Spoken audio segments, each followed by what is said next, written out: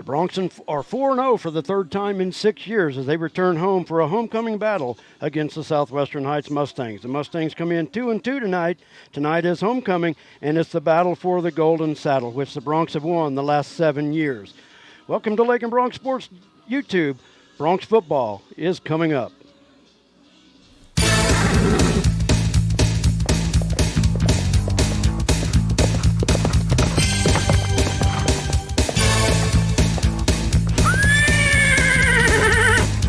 Good evening, football fans. Welcome to Friday Night Lights. As LakinSports.com and Lakin High Sports on YouTube bring you tonight's exciting live streamed Lakin High Bronx football.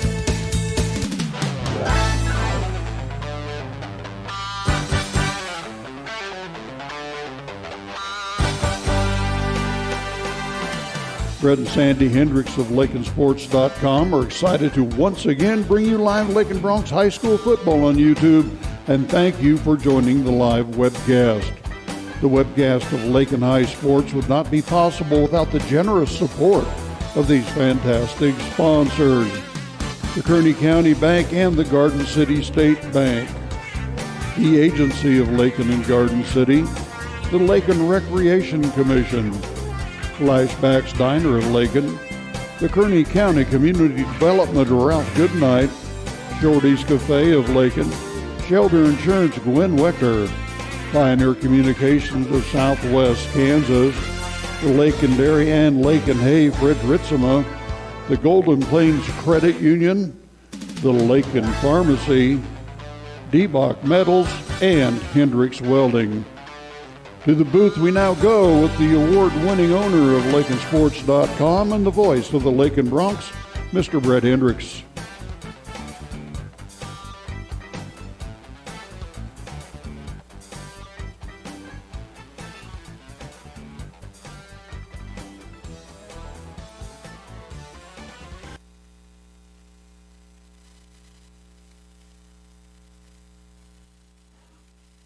And a good Friday evening. Welcome to Lakin Bronx Sports YouTube, LakinSports.com. Brett Hendricks with you, along with J.D. Ham, as we get set for the Bronx and the Mustangs for the annual battle of the Golden Saddle. The Bronx have won the saddle 7 years running, and they've won the matchup between the Bronx and the Mustangs 14 of the last 16 years. A beautiful night for football, a typical Southwest Kansas win, but we're back on the home turf for Bronx football. I want to bring in the play-by-play voice of the Bronx, J.D. Ham. And J.D., always good to get back to the turf.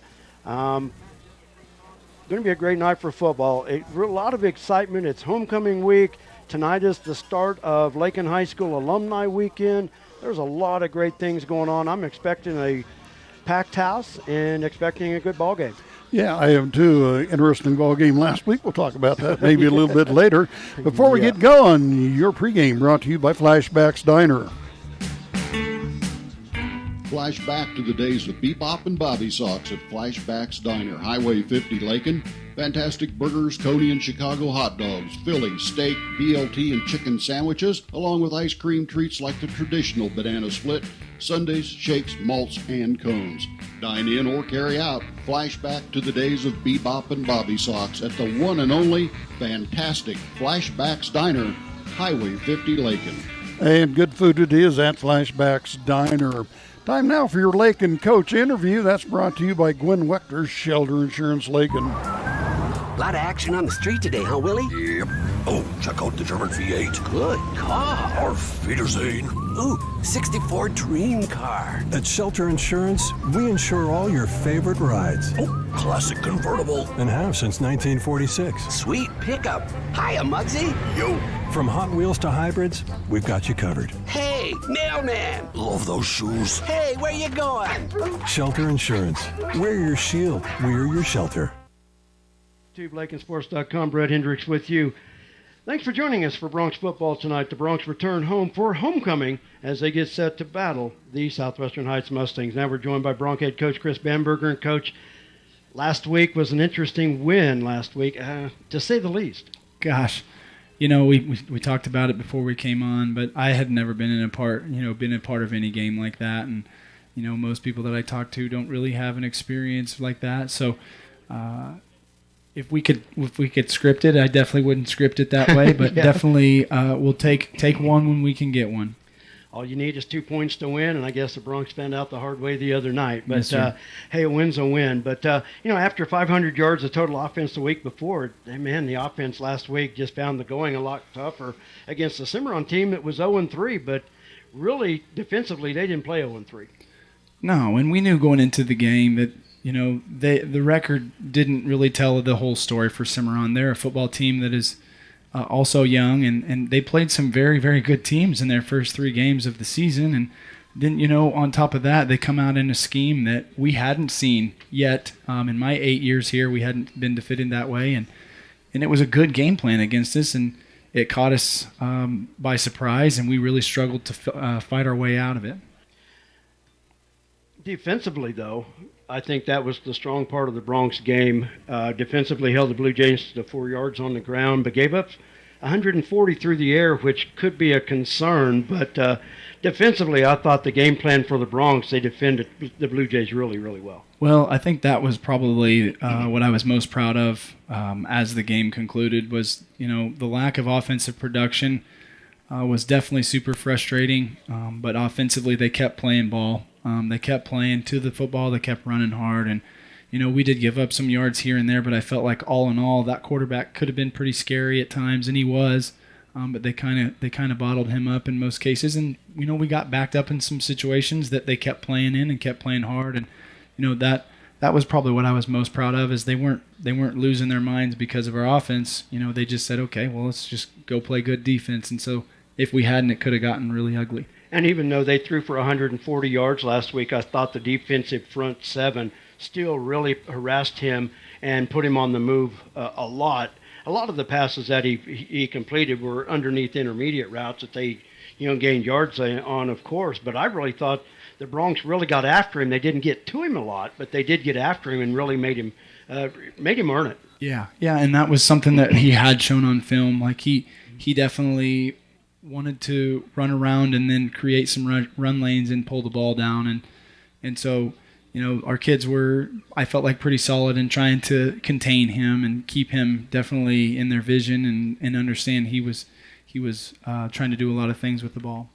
On defense, we'll stay there, but our player of the game last week, it was amazing to me. I thought it was an easy choice. Number 2, Javion Granado, I thought he was all over the field, and he was another one that pressured the quarterback a lot. Didn't always get to him, but he still had a sack and a tackle for loss, and offensively had a huge catch to keep a drive going. But I thought he really played well. He has, and I think his role has been expanding a little bit maybe every single week, and I think his motor has allowed him to do some of the things that he does. He plays really hard when he's on the field, and every once in a while it'll make up for an error or something that he might have.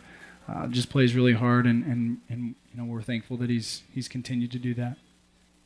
Also on defense last week, Armando Salcido with 3 picks, and just trying to go back just in my memory, but I can't recall any players in the recent history that had 3 picks in a game, but Armando unfortunately had one of them called back due to a penalty, but had a chance at a pick 6, but a good defensive night for him in the defensive backfield. Yeah, he's really growing in his role out there. Taking a lot of coaching from our secondary coaches, Coach Johnson and Coach Giroux. They've really invested a lot in those kids in that area, and he's starting to really get comfortable in his role, and obviously that's what you want to see when they put the ball out there and give them an opportunity. They take advantage of it.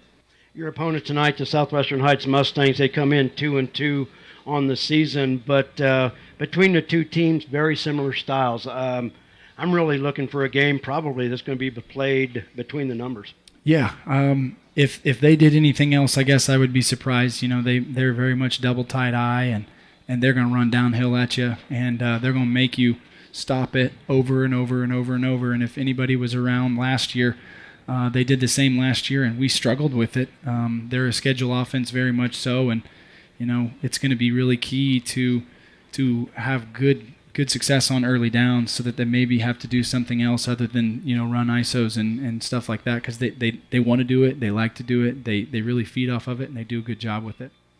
We have talked before in recent years about homecoming weeks and how they can be a distraction with all the activities, but a lot of activities this week at Lakin High School, but how has the team handled the week's preparation? I know, can be a distraction, but bottom line, the kids still excited to play a football game. Well, I think they enjoy all this stuff, and while we're on the subject, you got to throw a huge shout out to everybody that's involved in that. That's a tremendous amount of work for everybody that's involved that organized that. So huge shout out to those people. But we'll find out, how the kids handled it. We'll find out how, the performance that we put inside the lines. But I think they enjoyed it. But, they were able to still get some decent practice in throughout the week and definitely focused and felt like that their minds were in the right places. And like I said, definitely the bottom line is they're ready to play football. Yeah, we that's the goal, obviously. We hope that they are.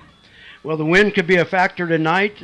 Beautiful day if the wind would just go down, but if wouldn't be Southwest Kansas without the wind. But a huge night, a lot of activities tonight is alumni weekend, part of the alumni weekend, so going to be a packed house. But looking for a great game tonight. The Bronx 34-16-1 all time against Southwestern Heights, and the annual battle for the saddle. The Bronx have won the last 7 meetings. Wow. Well, lot of battle, a lot at stake. I know we always get the best shot. These guys, they always come in and they play us well, and they play really hard. And so we're gonna have to play well to give ourselves a chance. As always, Coach, I appreciate visiting with you. Always enjoy it. Best of luck tonight, and we look forward to talking to you when we're done. And we'll present our player of the game, and let's celebrate a win. Sounds good, Brett. We sure appreciate you. Well, you bet. It's a pleasure, Coach. Best of luck tonight. We look forward to talking to you later. Thank you. That's Bronx head coach Chris Bamberger once again as the Bronx get set to battle the Southwestern Heights Mustangs here on homecoming night here in Lake. And we're going to take a timeout. When we come back, we'll return and continue with the pregame right after this. A lot of action on the street today, huh, Willie? Yep. Oh, check out the German V8. Good car. Auf Wiedersehen. Ooh, 64 dream car. At Shelter Insurance, we insure all your favorite rides Oh, classic convertible. and have since 1946. Sweet pickup. Hiya, Muggsy. Yo, From Hot Wheels to hybrids, we've got you covered. Hey, mailman. love those shoes. Hey, where you going? Shelter Insurance. We're your shield. We're your shelter. We are back in the booth at Lakin, Kansas. Homecoming tonight, pregame with Brett Hendricks, and I'm J.D. Ham. Your league outlook brought to you by Pioneer Communications of Southwest Kansas. They said this place was too isolated to call home. They said it was too remote to build a community. And then one day, a farmer strung a copper wire from one fence post to another and changed everything. We didn't build the communities of Southwest Kansas. No, we just brought them together. We hit week 5 in the High Plains League and around the area. Let's look at some scores from last week. In 11-man action, Ellis defeated Stanton County by the score of 60-0. Syracuse had a weird mid-season bye, but Syracuse was on a bye last week, and Southwestern Heights was blanked by Hoisington by the score of 49-0. And of course, the game you saw here, you didn't get to hear it, but you got to see it. And the Bronx 2-0 over Cimarron in a very bizarre night. Maybe that's why our sound was messed up, because maybe we jinxed the whole night with our problems. I don't know. We might have started that. I don't know. It was not a good night from the get-go, but It's all right. We got it done. hey, at least they could see it. They probably get tired of listening to us anyway. So, in 8-man games in the High Plains League, Meade all over Sublette by the score of 55-6. Wichita County blanked St. John. That game played on Saturday night. Wichita County winning that one 57-0. And Satana defeating Elkhart by the score of 68-46. 11-man games going on in the High Plains League this week.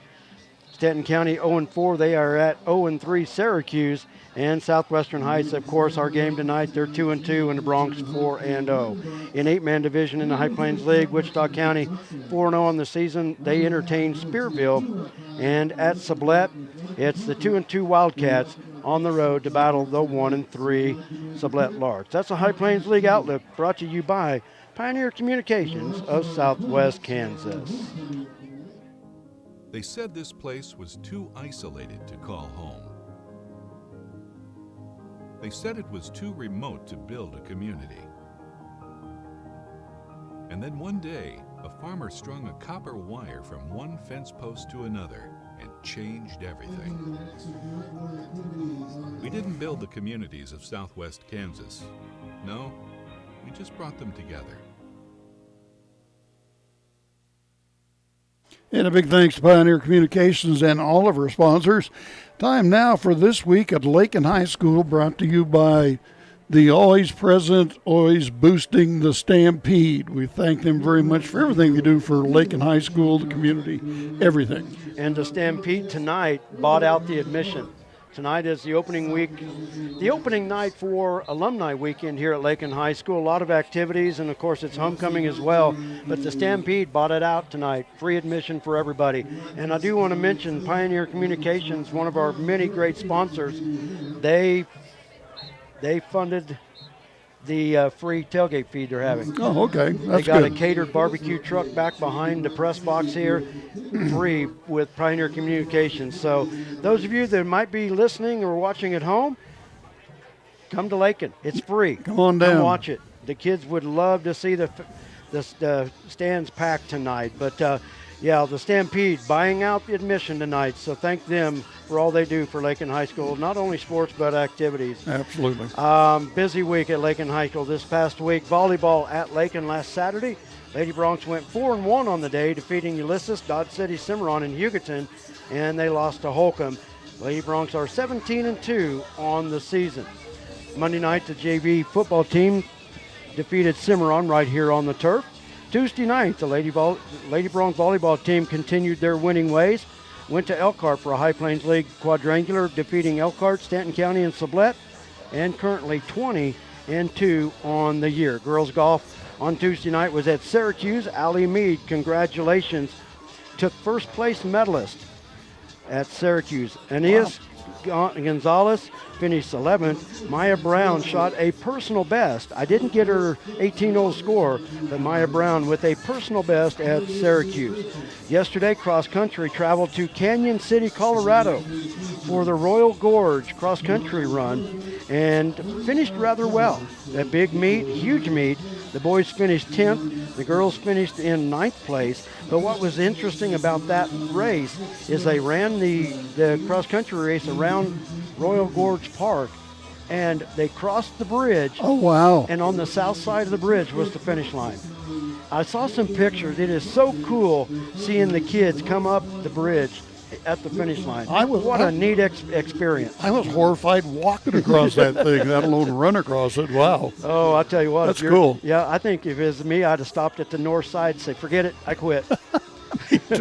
But I did see some pictures. Man, what an awesome spectacle that was. Oh, yeah. And Austin Ritzma medaled, placing in 15th for the boys. The girls did not have a medalist, but they did finish in 9th place. The boys finished 10th. Things going on next week. Tomorrow, volleyball is at the Scott City Invitational. Girls golf hosting the Lakin Invitational tomorrow morning at the Lakin Country Club, and cross country is at Syracuse. JV football at Southwestern Heights on Monday, and next Thursday, volleyball travels to Hugoton. That's what's going on at Lakin High School.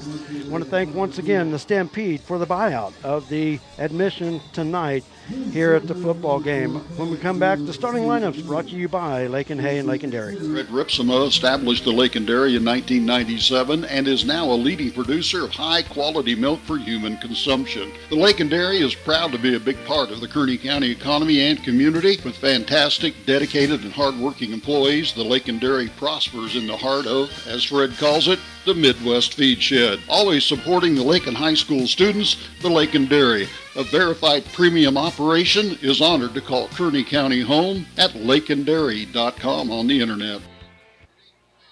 And now for our starting lineups. The only starting lineups that we do have is for Lakin. I was unable to get Southwestern Heights' starters. They had the coaches were busy down on the field, so I didn't get a chance to get them. But here's the Bronx starting lineup. At center, wearing number 58, Darian Edgington. At right guard, wearing number 54, a senior, Caden Mings. At left guard, wearing number 71, also a senior, Eden White. At right tackle, wearing number 56, a senior, Draven Shavira. And at left tackle, wearing number 72, a freshman, Eli Bemis.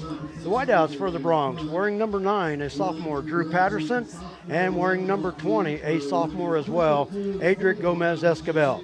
At fullback, wearing number 15, a sophomore, Coulter Oldham. At the slot back positions, on one side is number 7, a sophomore, Armando Salcido, and Ross Ryder on the other side. He wears number 12. He's a sophomore.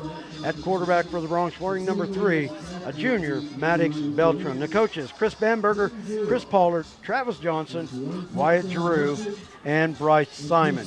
That's the starting lineups brought to you by Lakin Hay and Lakin Dairy. And we've got a few minutes to go before we air the homecoming festivities here at Lakin High School. But keys to the game, I think the key tonight, JD, is don't get caught up in the homecoming week. Yeah. The week is over now. It's time to play football. Been a lot of activities, a lot of exciting, fun things to do for homecoming. But tonight now, you're on the turf. Forget about it. It's time to play football. They're 4-0, but they're looking. The Mustangs are looking for you. Now, if the Mustangs watched last week's films, which I'm sure they did, last week Cimarron was just bull rushing Lakin. They were putting 6 guys on the line of scrimmage, a couple linebackers on the outside. Sometimes they'd send one of them, sometimes they'd send 2 of them, and they were just overwhelming Lakin. You can't block that many guys.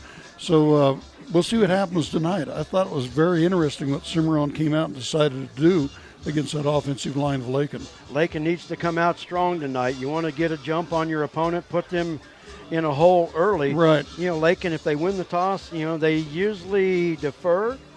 But tonight, if the Bronx get the ball first, they want to make sure they score on that first possession. That always puts your opponent at a disadvantage. So I think a quick start tonight is very, very crucial for the Bronx for success tonight. And I do too. And throw the ball, get some completions. That'll break that, rush up coming in on you like they were last week at Cimarron. So just one of those things. I don't think the kids ever saw 6 guys in the line and 2 more up in the box coming at you. So you've got 8 defenders just bull rushing you. Sometimes it's a handful.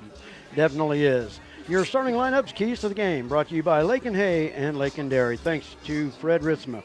Fred Ripsema established the Lakin Dairy in 1997 and is now a leading producer of high-quality milk for human consumption. The Lakin Dairy is proud to be a big part of the Kearney County economy and community. With fantastic, dedicated, and hard-working employees, the Lakin Dairy prospers in the heart of, as Fred calls it, the Midwest Feed Shed. Always supporting the Lakin High School students, the Lakin Dairy, a verified premium operation, is honored to call Kearney County home at lakindairy.com on the internet. And thank you very much, Fred, and thank all of our sponsors. Your pregame has been brought to you by Flashbacks Diner.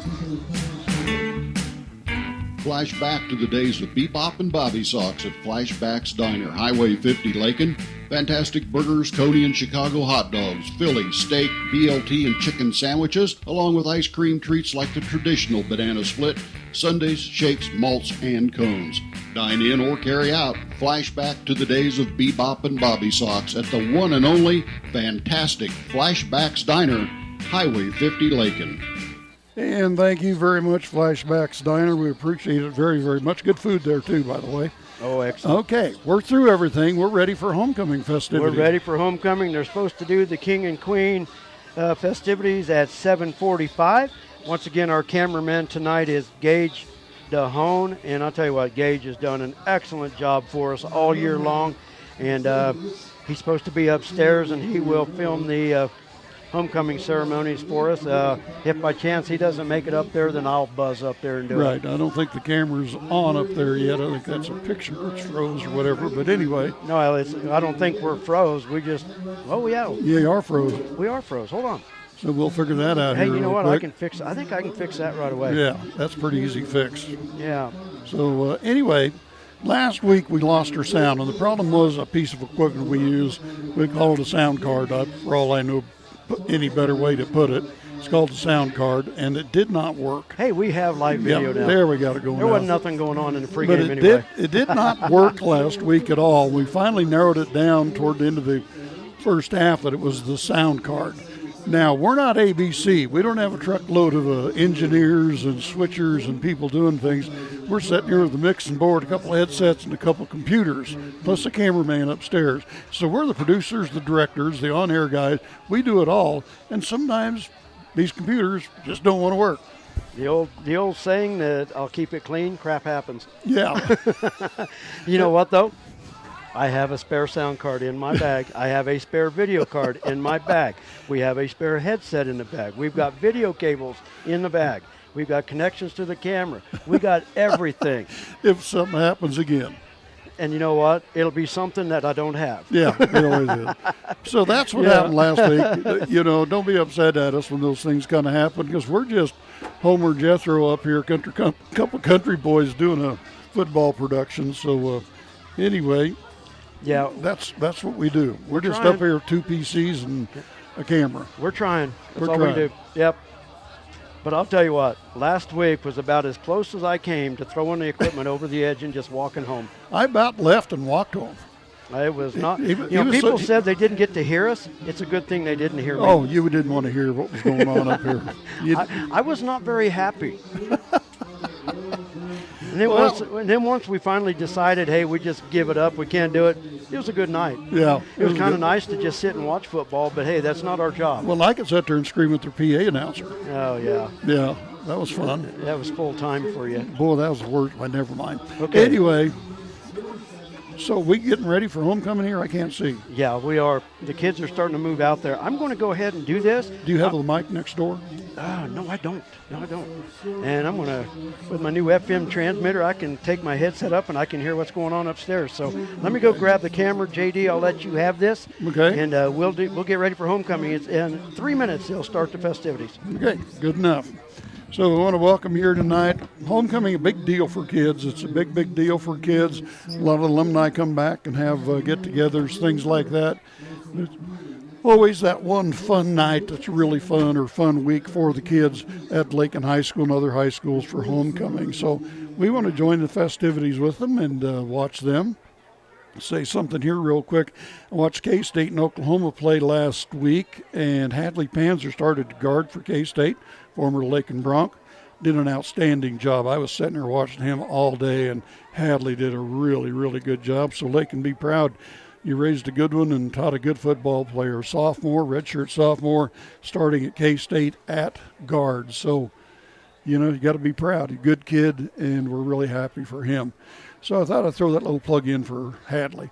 So we're getting ready here, and I don't know where Brett went to. Let me turn the wireless mic up, see if we got anything on it yet. Don't have anything on it yet. And so we're just waiting to hear from Brett. Pretty nice evening. The wind is out of the south. I would say around 20 miles per hour. I think it's gone down a little bit since I drove over here. Left Garden City at 4:30, so 4:30 to 5.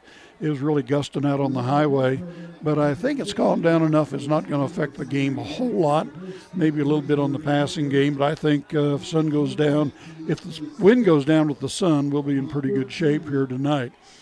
If you haven't been to Lakin since they put the new turf in, I'd really encourage you to come out and see this beautiful football field. Gee, many Christmas. We go to other fields and they have nice grass fields, but we come home and we just go, wow, this is just amazing that Lakin has a football field like this, and want to thank everybody that was involved in getting that done. It's just an amazing football field and a lot of fun. I even had to run out on it once and jump around on it to see what it was like, but a lot of fun. It's a lot of fun. So we don't have to worry about water and grass and stickers and tore up patches. We just go out on the field and the Broncs just play. So if you've never been here to a game live, you need to come on down to Bronc Stadium or come on up wherever you're at, make the drive up and see this facility. It's really, really nice. I think we're throwing some things away down. I don't know what they're doing. I see people waving their arms. Liz, I don't know what's going on. So I'm trying to hear the PA announcer. Can't hear him very good with my headset on.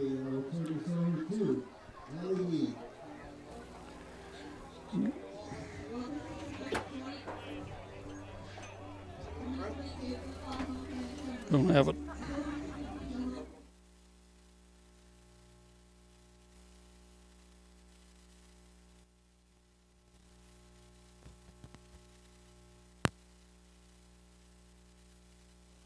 this year. Mr. Wolf moved to Lakin in 1970 and worked in the USD 215 school system for 30 years as high school counselor and 7 years as track and football coach. You can see Randy at many of the LHS home and away games.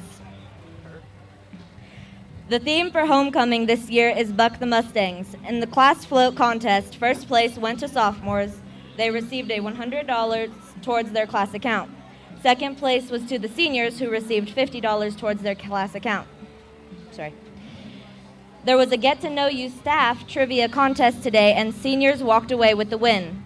Congratulations to seniors and sophomores for winning the Powder Puff football competition, and congratulations to the sophomores for making it to the finals in the Twinkle Toes volleyball competition. However, the teachers came away with the win. All of these events were held today as an end to Spirit Week. LHS Suco would like to thank the students and staff for making this a great homecoming week. Our homecoming song this year is 5 More Minutes by Scotty McCreery. Now for tonight's homecoming court. Our freshman attendant is Reese Dixon. She is daughter of Addie Perez and Tyson Dixon. She is being escorted tonight by Eli Bemis. He is the son of Ricky and Edward Bemis.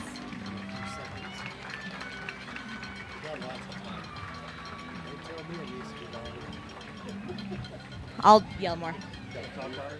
Our sophomore attendant is Julianne Areola. She is the daughter of Connie Velasco. She is being escorted tonight by Isaac Jaquez Garcia. He is the son of Moirama Cruz.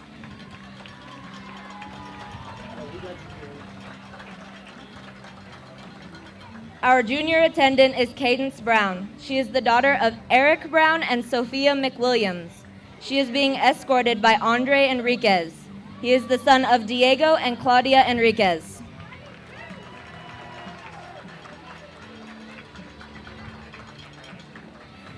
The flower girl tonight is Macy Hendricks. A couple of things you need to know about her is her favorite color is purple. Her favorite activity is doing art projects. Macy is the daughter of Megan and Michael Hendricks.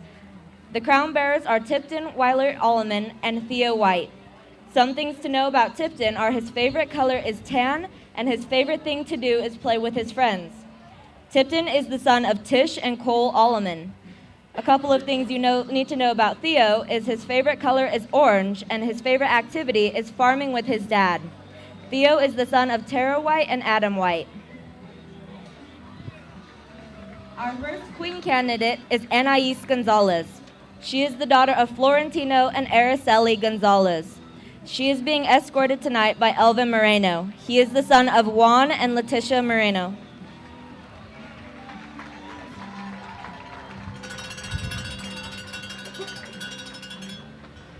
The second queen candidate is Nayeli Velasquez. She is the daughter of Lupe Velasquez and Carmen Velasquez. She is being escorted by Chris Chavez. He is the son of Fernando Chavez and Ariana Chavez.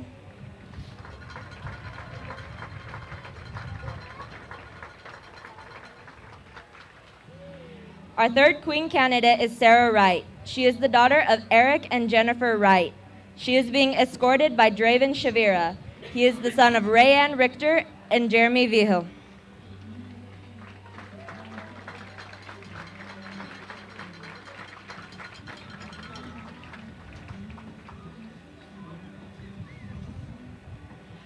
This is your 2022 football homecoming court.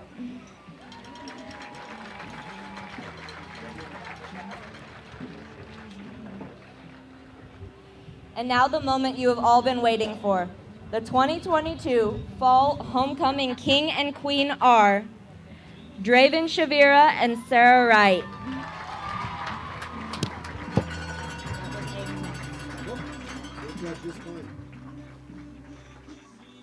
And congratulations to Queen Sarah Wright and King Draven Shavira. And a big thank you to Allie Mead for the introduction of the homecoming festivities here this evening. Kind of puts an end to the whole week with homecoming festivities here tonight, the King and Queen crowning, and now the football game. I think there was supposed to be a homecoming dance tonight as well, or maybe it's tomorrow night for the kids. I'm not sure. I'm not either. But there's so much going on this week. I've kind of lost track. But I want to thank our cameraman, Gage Dahone. And I'll shut up for just a minute, and you can continue watching the crowning. I love the little kids down there, too.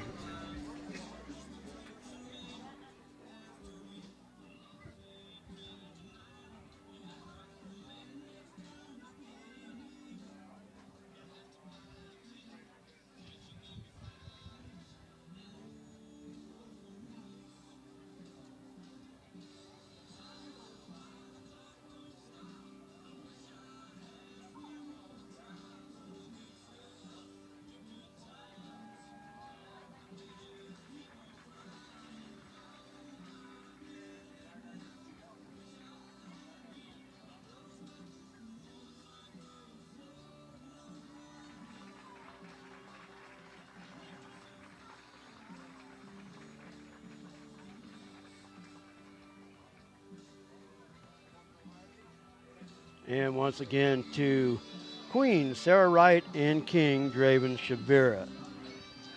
Well, JD, we made it through a pregame. We got to hear a coach's interview for a change. We're actually being able to talk and be heard. I haven't seen one thing on the screen of comments. You don't have any sound. Yeah. They were rolling in last week. I'm going to knock on wood. We're not even going to talk about it. Nah. You know, hey, all It's that matters is we're on the air and we're going. So I was going to add about these kids. It's a big thing for them homecoming. You know, at this age in high school, your whole world pretty much revolves around your school and your family and your friends. So this is huge for these kids. Sure it is. Huge, big, fun time for these kids. So we're going to see tonight if homecoming fired these boys up for football, or they're going to be a little sluggish and worn out from all the activities all week. Yeah. The only problem that we have tonight is I had bought fireworks that we wanted to shoot off tonight, but the wind and the gusts out of the south at 35 miles an hour, and we've had fire warnings all day. It's not the brightest thing that I want to burn down half the county. So Okay, I think if it's a nicer at the end of the game, I've got somebody that's going to shoot them off. They'll shoot off a finale, but only if the wind goes down. And he's a fireman as well, so he understands the whole routine. So getting ready for Lakin to come through the tunnel. That's kind of a cool deal. I like that. They're playing a little music here. The fans are clapping in time with the music, getting ready for the homecoming team to come out, the Lakin Bronx. Of course, if you're from Southwestern Heights and you happen to be watching, we welcome you to our broadcast. Oops, excuse me, I thought the door swung open. We've always had a lot of great people from Southwestern Heights that watch our games, and I appreciate all the kind words. And here comes the American flag. That Mandy? Yep.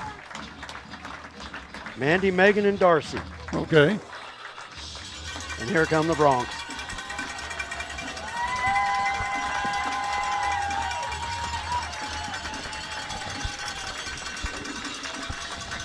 Yeah, I like that. Lakin Bronx flag, the American flag. I really like that. Yeah. The Bronx tonight in their gold pants and their purple jerseys and the black numbers with gold trim. The infamous black numbers. The infamous black numbers that when the sun goes down, we can't see them. Yeah. Luckily, we get to know the kids and how they run and their body, I guess their motion style, and we can pretty well pick them out. So here comes Southwestern Heights on the other end of the field. Before we get to all of this, coin toss. Your first quarter brought to you by the agency of Lakin and Garden City. Home improvements that have had to wait. The dream vacation your family deserves. Even college tuition. Garden City State Bank can help you make it all happen now, not someday. With a home equity line of credit, you can borrow up to 90% of the value of your home, and the interest may be tax deductible. Plus, there are no closing costs, no application fees, and no annual fees. A fast, easy, convenient home equity line of credit from Garden City State Bank, a branch of the Kearney County Bank. Subject to credit approval, equal housing lender, member FDIC. Time now for our national anthem.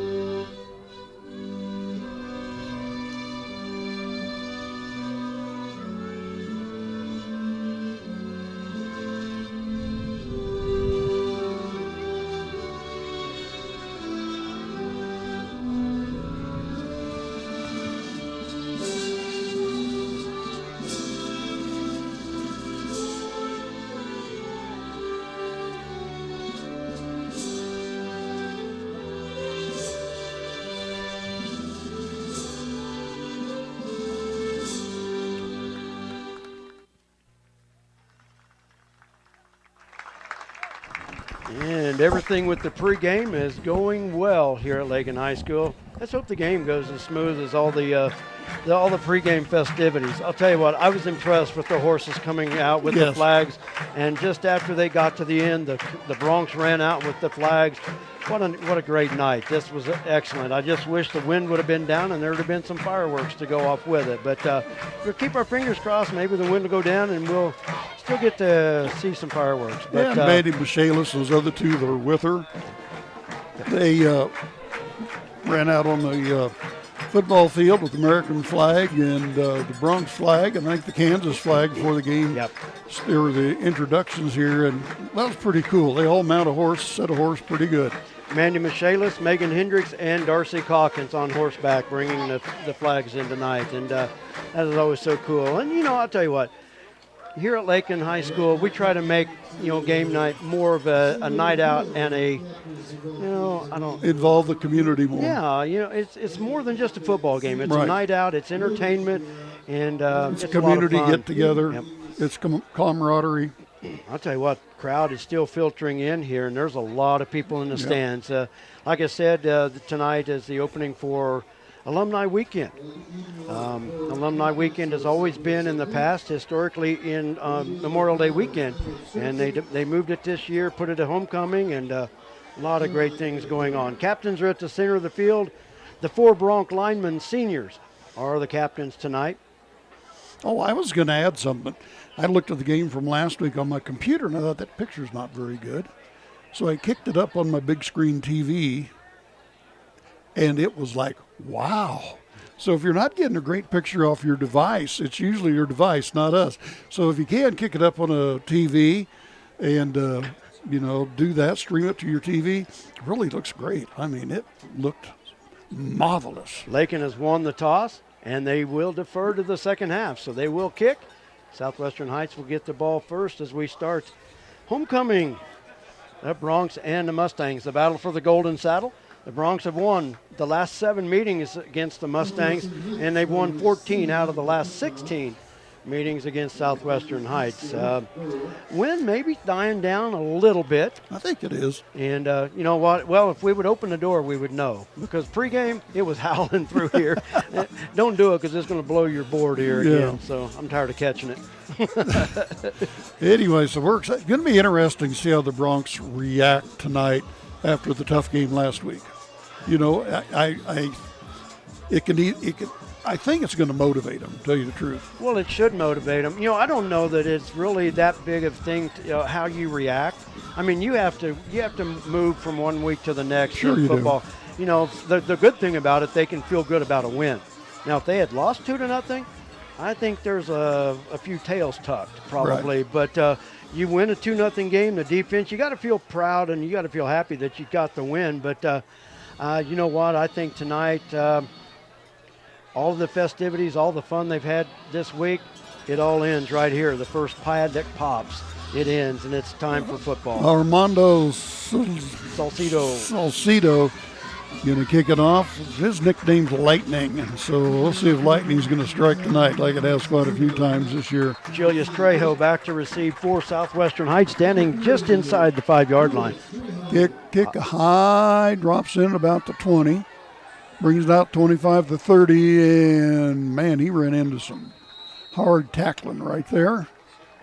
So good stop for Lakin. Doesn't give him a lot. I'm trying to look for numbers coming out of that pile. Marcus Trejo with the return. And Southwestern Heights 1st and 10 from their own 34-yard line. So we'll see if they run for an offense. Bronx and Mustangs very similar in what they run in offense. So their quarterback, let's see who's going to be back there at quarterback. And I did not get any starters, so nope. I am not for sure. Looks like is that a number 2? Well, waiting on the snap. Number 7 goes to the left side. Not much there. A yard or two, and that was it. The quarterback, that is Brian Ramirez. Yeah. And he's just a sophomore. Mark him on my board.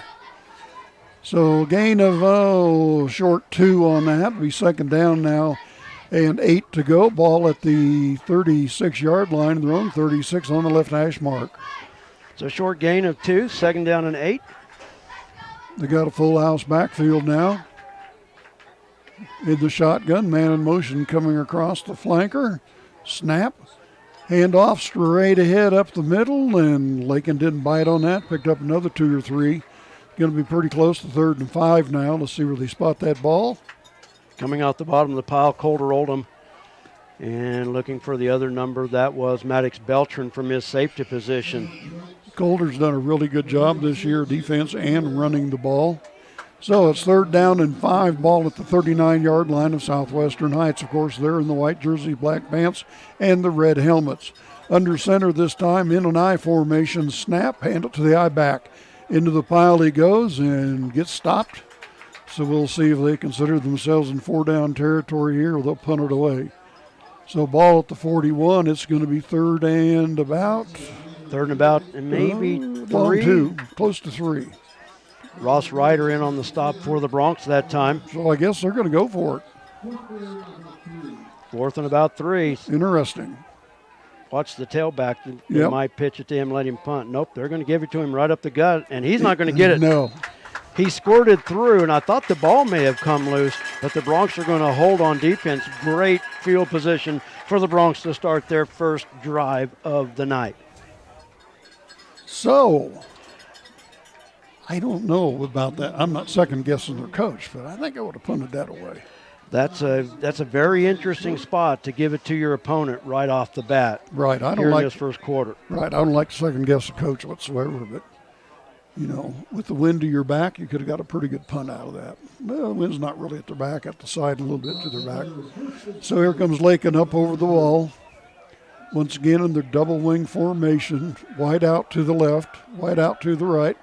Man in motion starts, fake the handoff, nice pitch coming around the left side to the 40, the 30, and he's just going to go ahead and walk on in with it. Ross Ryder walks it in from 43. Excellent play call for the Bronx to start this ball game. And last week we even mentioned maybe they ought to pitch that ball a little more often. First play for scrimmage night, they, pitch it, touchdown. Wow. I love the play call there. He just cruised from 20. I mean, there's nobody out here at all. So they want to key on Lakin's other 2 good running backs. We'll just run the other one at you. They just showed, don't forget Ross Ryder. Yeah. So Lakin go for 2 now. Handoff into the pile, and he gets close, and it's good. That's the start the Bronx needed right there. Right. One play, score.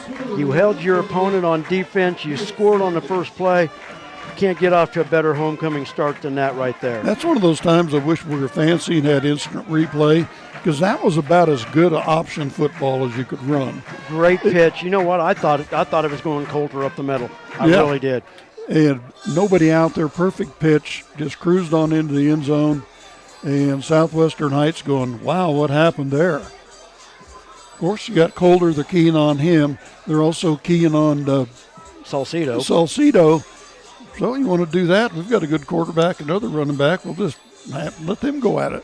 Yeah, hey, Mustangs, Ross Ryder, Mustangs. Yeah. See you later. 43-yard touchdown. Wow. Yeah. And I'm Great watching start. this on our phone, so I know we're working.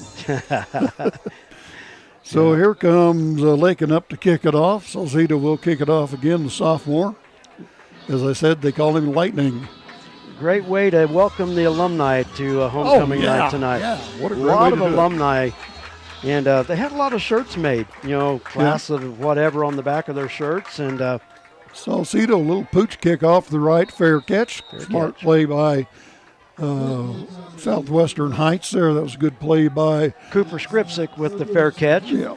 The sad thing about that's a lineman's dream to carry that football, but they're instructed, you catch it, you better stop. Just catch it, fair catch it, and forget about it. Yeah. Don't be a hero. So the Mustangs, their second possession, starting off from their own 37-yard line. So once again, they're in 2-3 backfield, quarterback in the gun, 2 running backs in the backfield. Snap, Handoff coming to the right side this time. Has a little bit of room, but not much. And down he goes after he picks up about 5.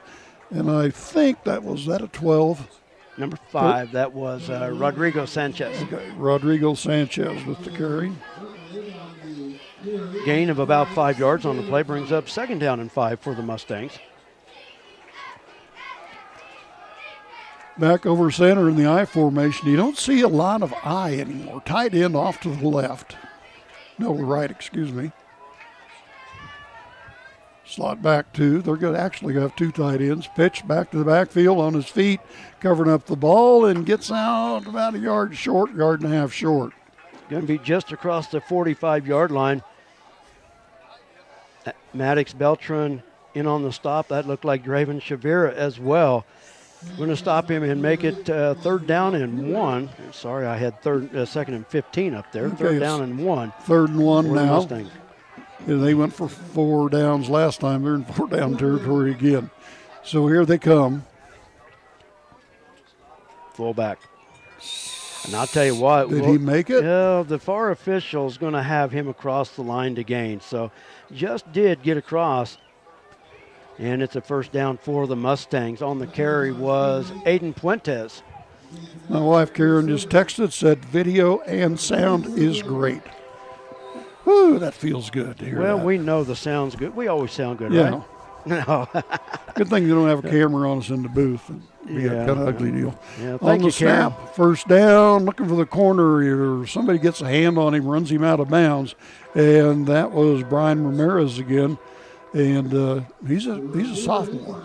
Draven, I think that was Draven down the line, forcing the runner out. Ross Ryder also there as well. Pickup of about 1 brings the ball out to their 48-yard line. Will it be 2nd down? And about 9 yards to go. Split wide receiver out to the right, trips off to the left. In the shotgun, looking to pass across the middle. Then I don't know where he was throwing that to get tipped.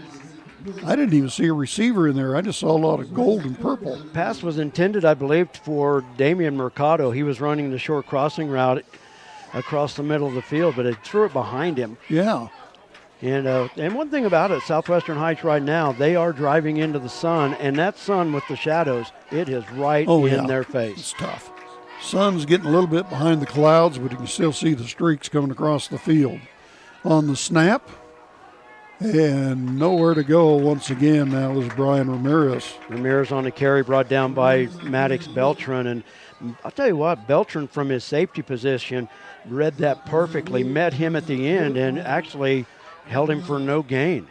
Okay, so they held him. They're going to punt it away. Punter for Southwestern Heights will be at about a 23-yard line. And Salcedo, he'll go back for Lakin about the 13.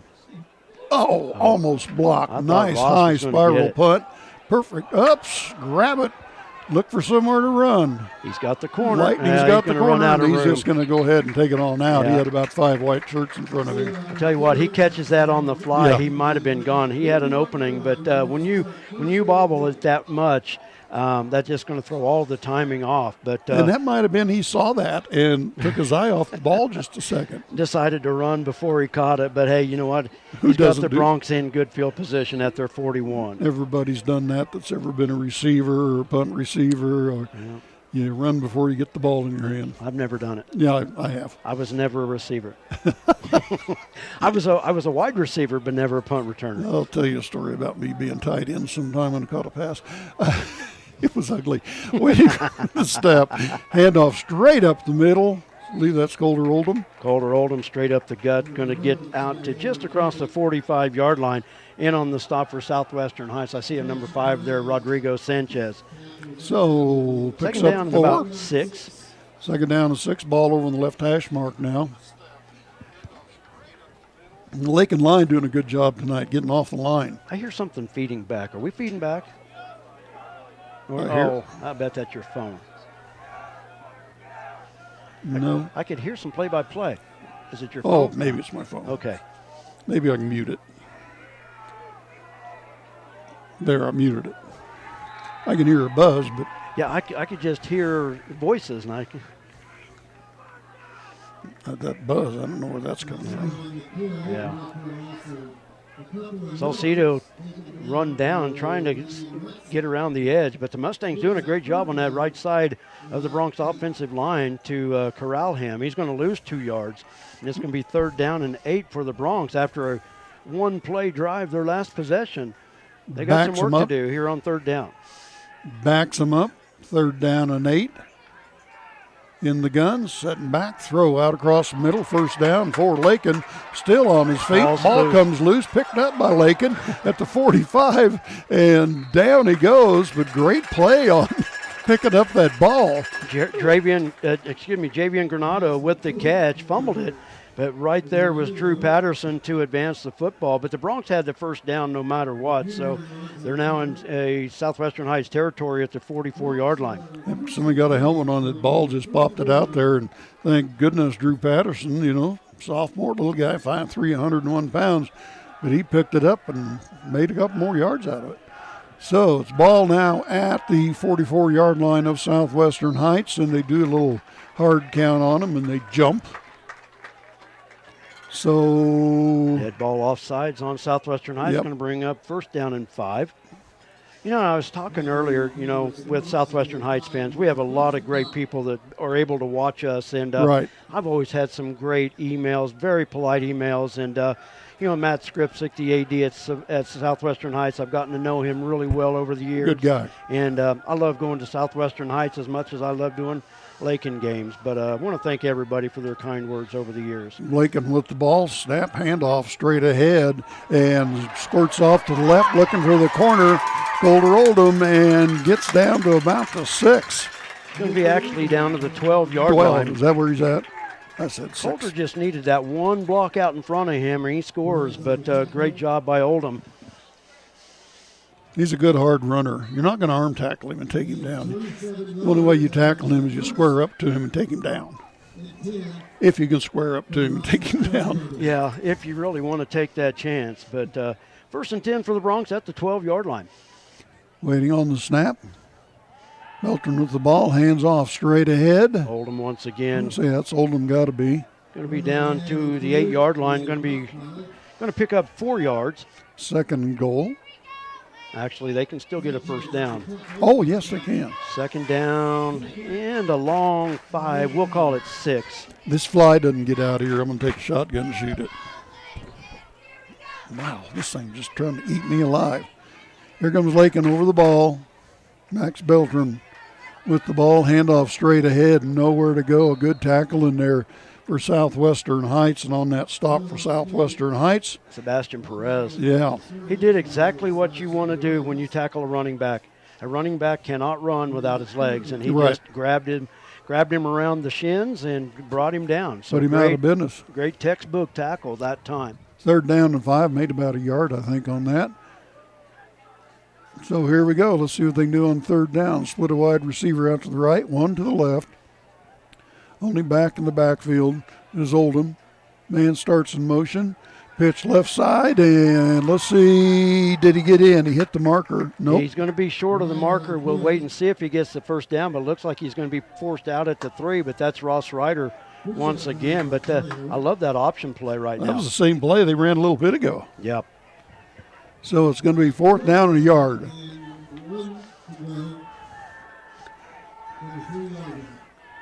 Fourth down and a yard. Play comes in.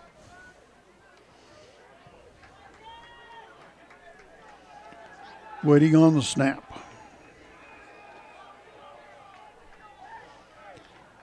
Snap straight ahead, and he's in. Colder Oldham from 3 yards out. Touchdown, Lakin.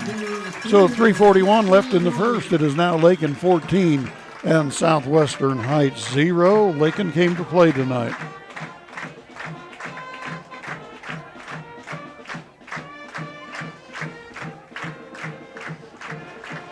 Got a little message here on live chat from Martin Valletta. Martin Valletta. Yep. Go Bronx. Keep up the great work. Okay, you say it was 3:41. I had my clock still running, so it's 3:41. Okay, I'll run it back up. So those of you watching, the clock's going up. Believe me, it's a. get a go for 2. Snap, roll out, pass to the end zone. Nobody on coverage out there. And was Pass that complete to Armando Salcido. That's what I thought it was. So the 2-point conversion is good. So Lakin with 3:41 left here in the first quarter for homecoming. They lead this 16-0. Your first quarter brought to you by the agency of Lakin and Garden City. When you choose a bank, you're investing your trust in a group of people who will be handling your hard-earned money. You look to them for expertise in financing your dream home and your teenager's first car, purchasing farm equipment, or expanding your business. At Kearney County Bank, we're invested in a community we believe in. Let us be your choice in community banking. Visit KearneyCountyBank.com or come by 221 North Main Street in Lakin or Garden City State Bank, a branch of the Kearney County Bank, 1910 East Marion, Garden City, and see what our staff can do for you. The Kearney County Bank, Equal Housing Lender, member FDIC. Well, I got the wrong ad on, but that's okay.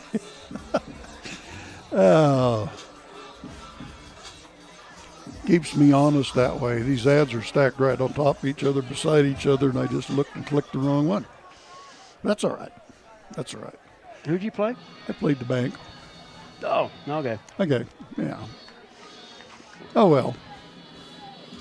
That's the worst I do tonight.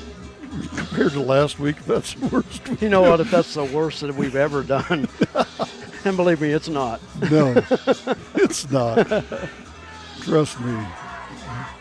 I'm never gonna live down having a guy on the 55. I'm never gonna live that down as long as I live. No, that's an infamy. Here's the kick, and it's up.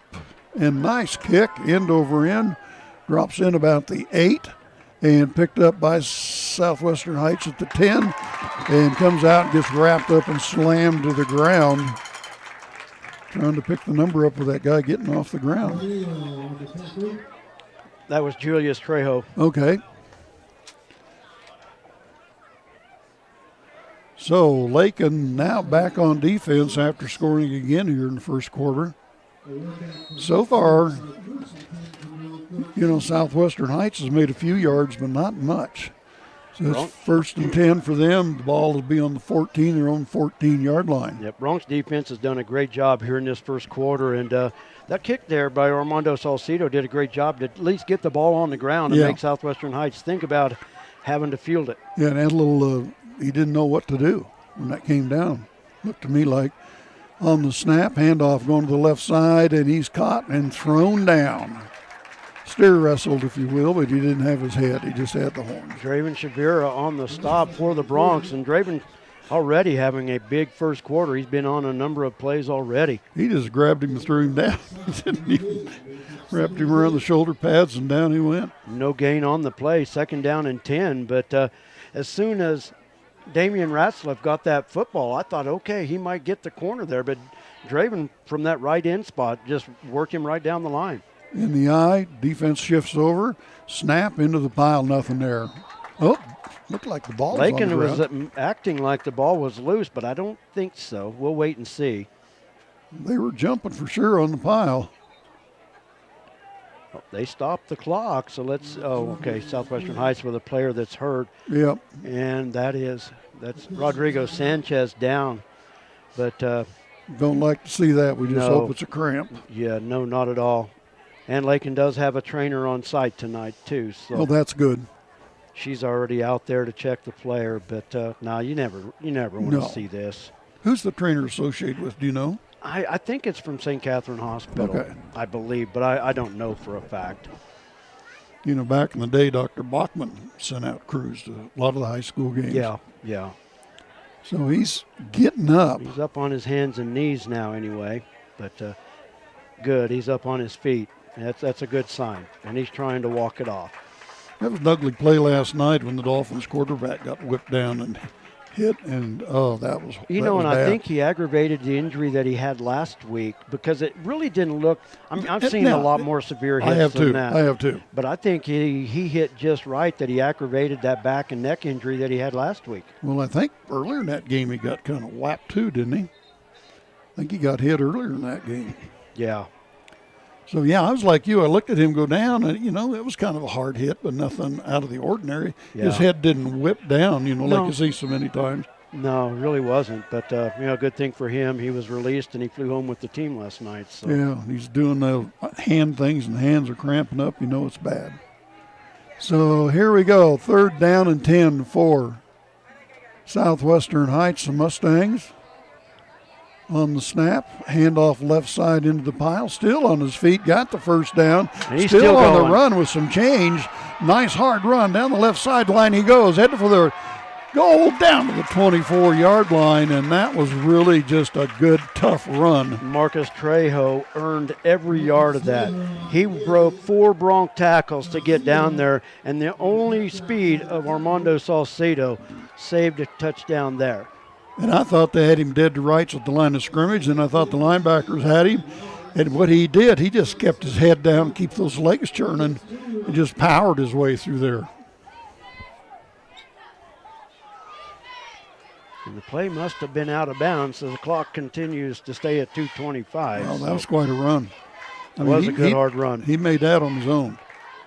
So here they go, 1st and 10 from the 21 of Lakin.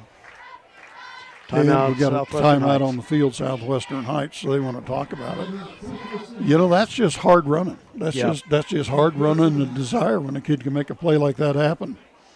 Just ran over a couple of guys, drug a couple of guys, and they couldn't hang on to him. And he looks like a pretty big kid. We don't have his weight here. That's number 30, right? Yeah, it was Julius Trejo. Julius Trejo. He is just a sophomore. So kind of watch out for him. Put that name in your memory bank for the years coming up. Sun finally getting down below the horizon. It's going to be a beautiful night for football. It was 90 degrees when I got here to set up, and it's one thing about it right now this time of year when it's when the sun goes down, beautiful, nice, cool Starts cooling evening. off. So here they come out. Flags are going down a little bit. Maybe Yep. we might still get a firework or two off maybe tonight. 1st and I don't 10 know. from the 21 after the good run by Trejo. Quarterback waiting on, handoff. Who do they give it to? Give it back to Trejo right up the middle. That time it was Marcus No, Trejo. I'm sorry, That was Marcus Trejo instead of Julius. There's 2 of them. Oh, okay. 2nd down and 6 after a gain of 4. Okay, 20 and 30. Okay, I'm with you now. So in the backfield now, 30. Waiting on the snap on 2nd down. Pitch to the left side, and Lakin missed the tackle on him about the line of scrimmage, and he squirted through. Lakin had him bottled up Yep. for a loss, but the bad thing with the Bronx defenders, their heads were down. Yeah, Can't tackle what you can't see. I think that was Marcus Trejo that time. So 3rd down and 3 for the Mustangs. So they're definitely in 4-down territory, no doubt about that. Handoff left side into the pile, and he didn't get it. Maybe the line of scrimmage.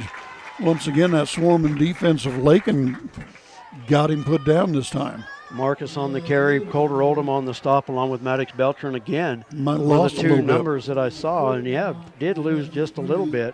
We'll still call it 4th down and 3. So coming to the line of scrimmage, we're at dusk, that time of day where it's really not night. We don't have the lights on yet. There's no lights on yet. Yeah, so I was thinking something looks funny out there. Lights aren't on yet. Snap, hand off to the right side on his feet, and is he going to get there? He's going to get the 1st down. He got to the 10-yard line. This Okay, line yep. to gain was the 11. So it'll be 1st and 10 from the 11 of Lakin. So Southwestern Heights got down with 2 touchdowns, didn't let it rattle them. They're just coming right back. Waiting on the snap, turnaround handoff, first man through, and that looked like, I couldn't tell, 34. And that's Damian Mercado. Damian Mercado, senior. And Hey, bud. What are is you my doing? replacement here? No, he doesn't want to. Oh, 2nd goal. snap. And the struggle's on. And that's the end of our 1st quarter. Bronx do keep him out of the end zone. Looks like it's going to be Third and goal from the 2 when we come back for our second quarter. Bronx lead at 16-0. Experience the best in customer service when you call the agency for an insurance quote. The agency can provide insurance coverage to meet your needs. Protect your financial future by calling the agency at 620-355-6789. And thank you, agency, for being our first quarter sponsor. Second quarter brought to you by the Kearney County Community Development. Ralph, good night.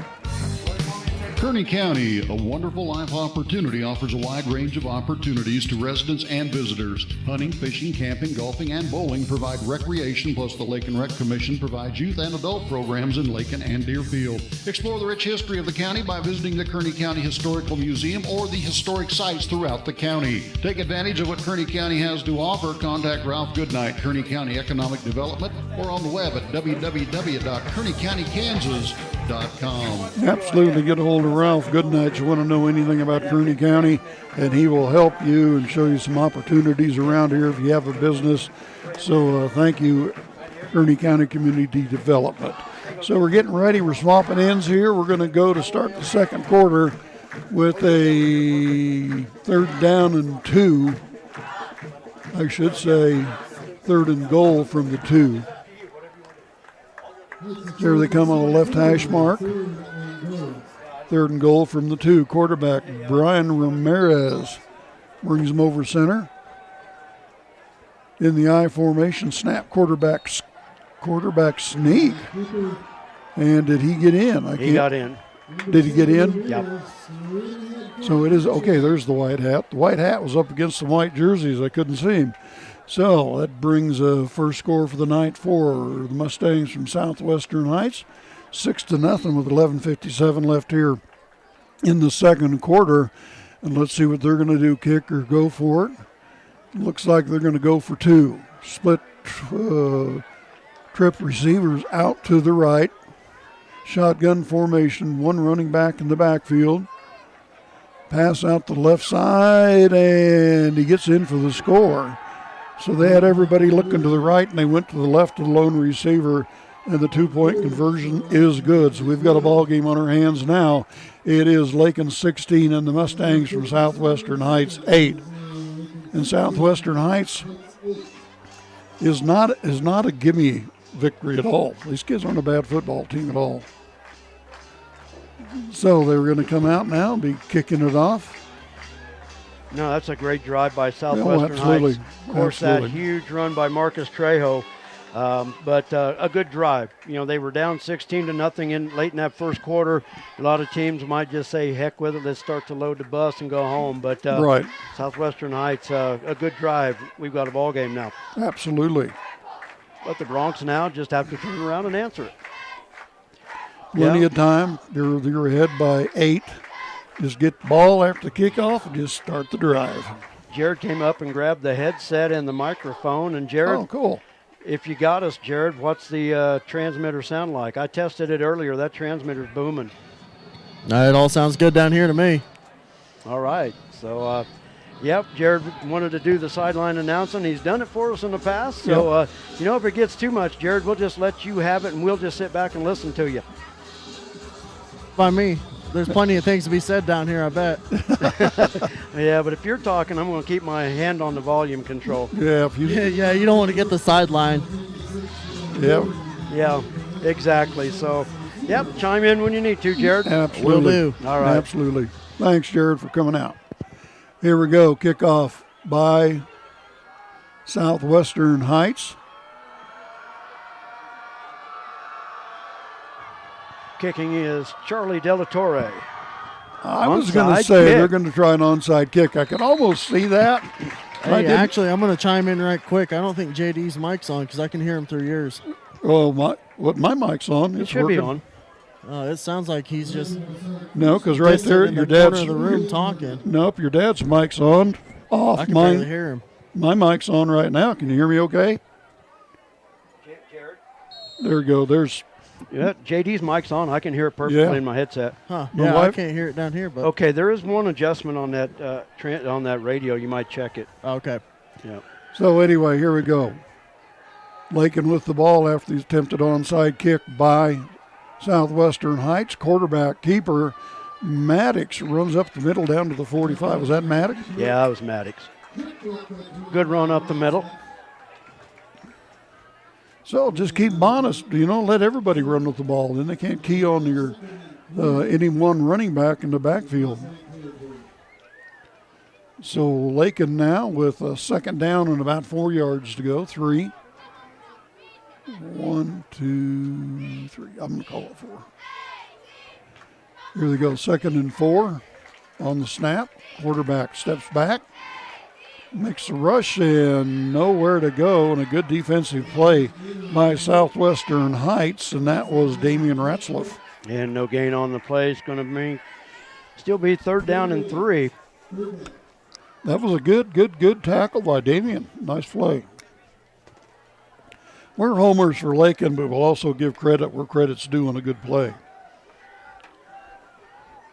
So it's 3rd down now and about 4. Excuse my voice tonight. Waiting on the snap, wide receiver out the left. Man in motion coming around. Handoff, Golder Oldham right off the left side. Right over the guard's back, and he gets the first down to the 41-yard line. Will be 1st and 10 for Lakin. Thing about Colder, and I've mentioned it before, in about 2 steps, he's on a dead run. And he has the power when he does that, too. We noticed that against Goodland, Yeah. how quick he was through the line. That was the night he ran for 278. Yep. So here's Lakin over the ball again. Man in motion coming our way. Handoff straight up the middle once again. That'd be Colder Oldham once again. Brought down by Carlos Torres, senior offensive lineman, but Oldham across the 40 for a gain of about 2. So it'll be 4th down. No, it's not 4th down. 2nd down? Yeah, I looked across and it said 4th down. Like, wait a minute. Yeah. Got the sign flipped the right way. So here comes Lakin over the ball at the 40-yard line of Heights. Just drive this on down the field, eat the clock up, and get you another touchdown before halftime. Handoff, left side into the pile.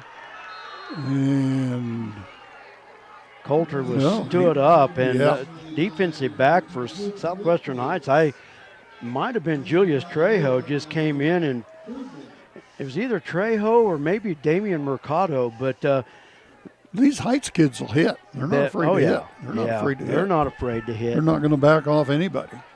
Yeah, and we don't have their weights or anything, but a couple of them guys on that interior line look like pretty good-sized kids. So here comes Lakin on the 3rd down. On the snap, set back, pass across the middle, and it's caught by Lakin, and still on his feet, spinning around, and finally gets knocked down at about the 35-yard line. Adria Gomez-Escabel on the reception, but it's going to leave the Bronx with a long 4th down try. So it's going to be 4th and about 4.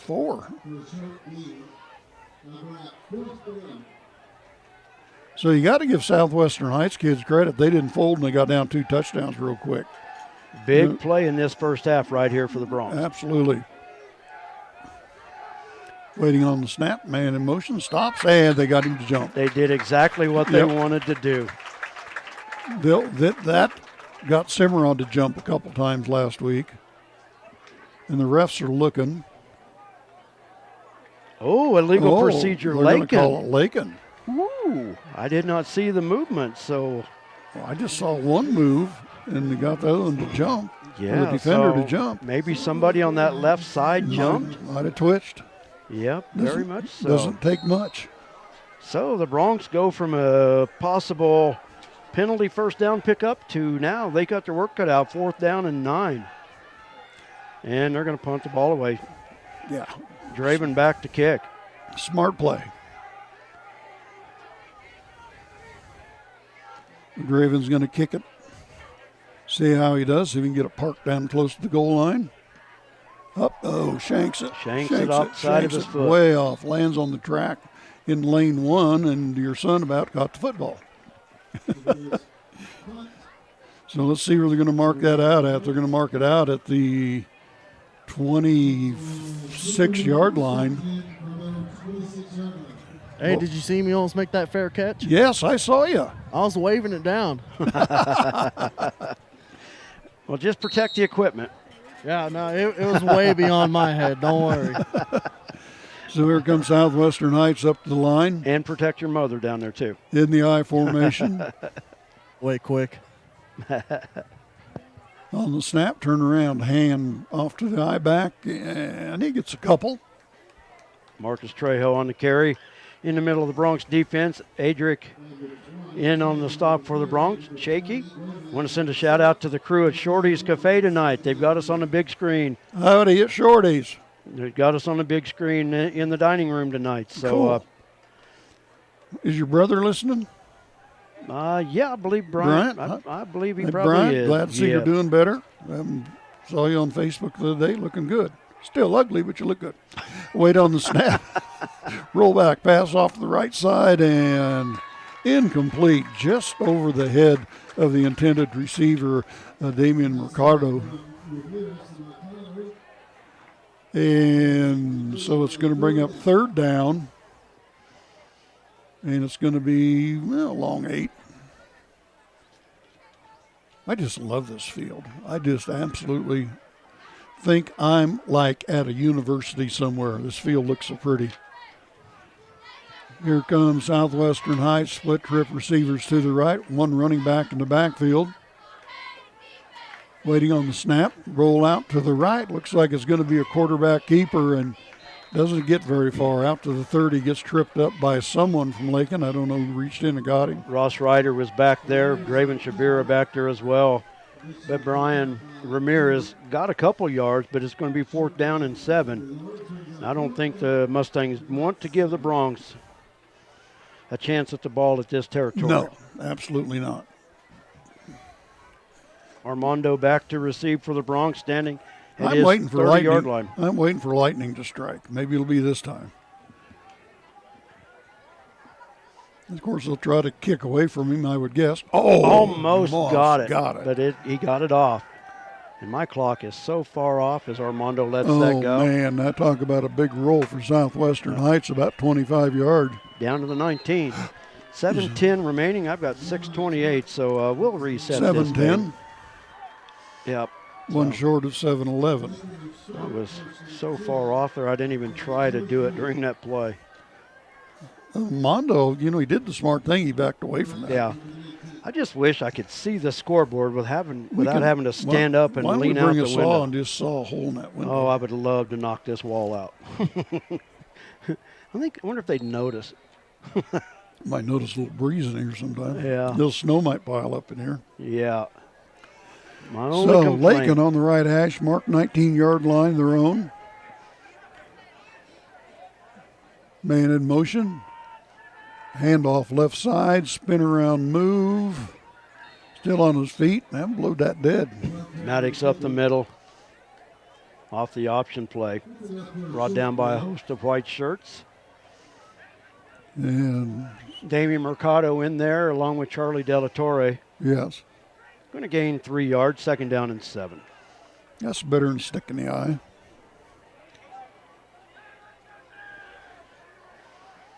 Both offenses have been pretty solid tonight as far as not making mistakes and penalties.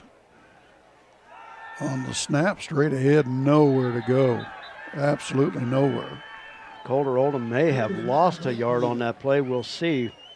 Still now going to be a 3rd and long. Yeah, we're going to say no gain on the play, 3rd down and 7. I saw the stick move about 2 inches over there, so we're going to keep it 3rd down. And when you're the homecoming opponent, you want to win the game so bad. You just want to mess up their homecoming. Oh, sure you do. Yeah.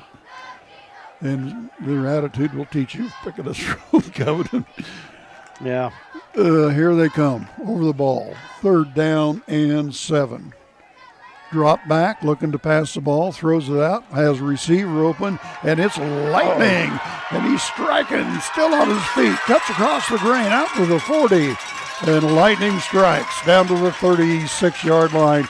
Great pass with a man in his face, great reception, juked a couple guys, and away he went. Boy, you give that kid some open space, and he's hard to get. But the great part about that play was the line did a great job of giving Maddox time to throw, and Ross Ryder blocking downfield. And at the end of that, I really thought there was a chance at a horse collar on the tackle, but nothing there. But a great gain for the Bronx. Your brother said after this play, snap, left side, and down to about the 31. That was Colter Oldham squirting around the left end. He's going to get down to just shy of the 30 to the 31, but gained 4 yards. Going to bring up 2nd down and 6.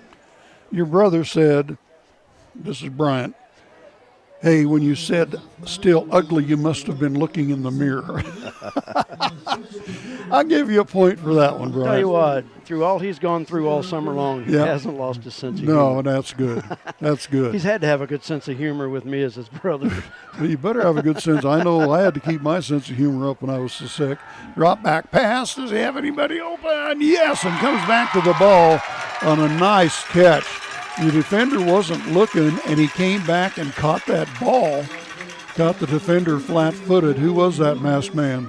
Shaky on the catch. Wow. Adrian Gomez-Escobel on the catch, but great job. A little bit underthrown, but he came back to get it. And the defender had no idea. He made that one work.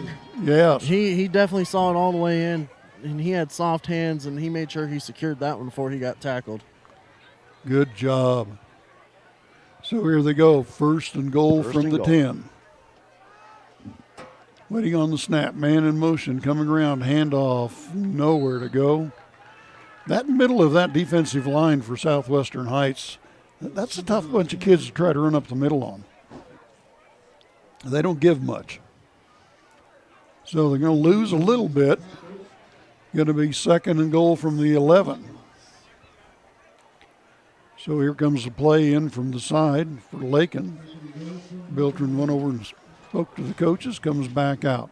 Split a wide receiver out to the left. Granado's out to the left. Man in motion coming across. Fake the handoff. Quarterback keeper. Dance and slip down to about the 5, maybe just outside the 5. Maddox Beltran on the carry around the left side, brought down by Caleb Skripczyk. Just a little bit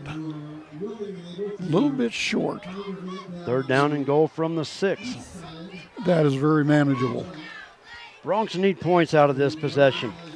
It looks to me like Southwestern Height is going after the first guy. So if you can kind of fake that belly play a little bit, it opens things up in the middle. So split them out wide to the left once again. Up under center. Snap, turnaround handoff straight ahead on his feet, and he gets in for a touchdown. Colter Oldham. Colter Oldham for the 6 points. I like the way that kid runs. And that was good blocking. I mean, they had a hole for him, for that line of scrimmage, and he just went right on through it. So good blocking by the line. And as we've been saying all year, the offense doesn't move if the line doesn't do their job. So they're doing a great job tonight. Yep, Bryant Hendricks. I must have been looking in the mirror. So, you know what? You're right, Bryant. Anyway, going for the 2-point conversion. Offside Southwestern Heights. They'll move it half the distance to the goal.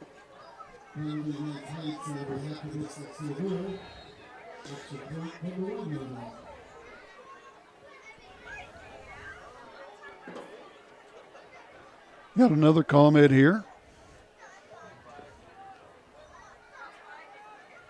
Matthew Wellhoff.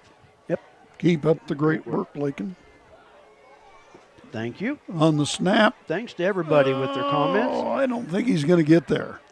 They're going to let him push. Yeah. Got in. He got in. I was waiting for the tweet, I was too, but they let him play. Yep. Still on the fight. Football game broke into a rugby scrum, but the Bronx won at that time. I kind of like it when refs let them do that. Just go ahead and fight it out. Big possession by the Bronx that time to score with 2:42 to go in the half. Was that Colter Oldham again? Yeah, it was Colter on the drive. But if the Bronx can hold Southwestern Heights on this possession, Lakin gets the ball to open the 3rd quarter. And so many times you can put a game away in the 3rd. So the Bronx, if they could hold here and and come back to start the third quarter. So a big possession coming up for the Bronx on defense, but a good job by the offense there. They ate up a lot of clock, 2:42 left here in the second quarter. Southwestern Heights, their last score came at 11:57, which I know that drive didn't take 9 minutes, but that was a good drive. Absolutely.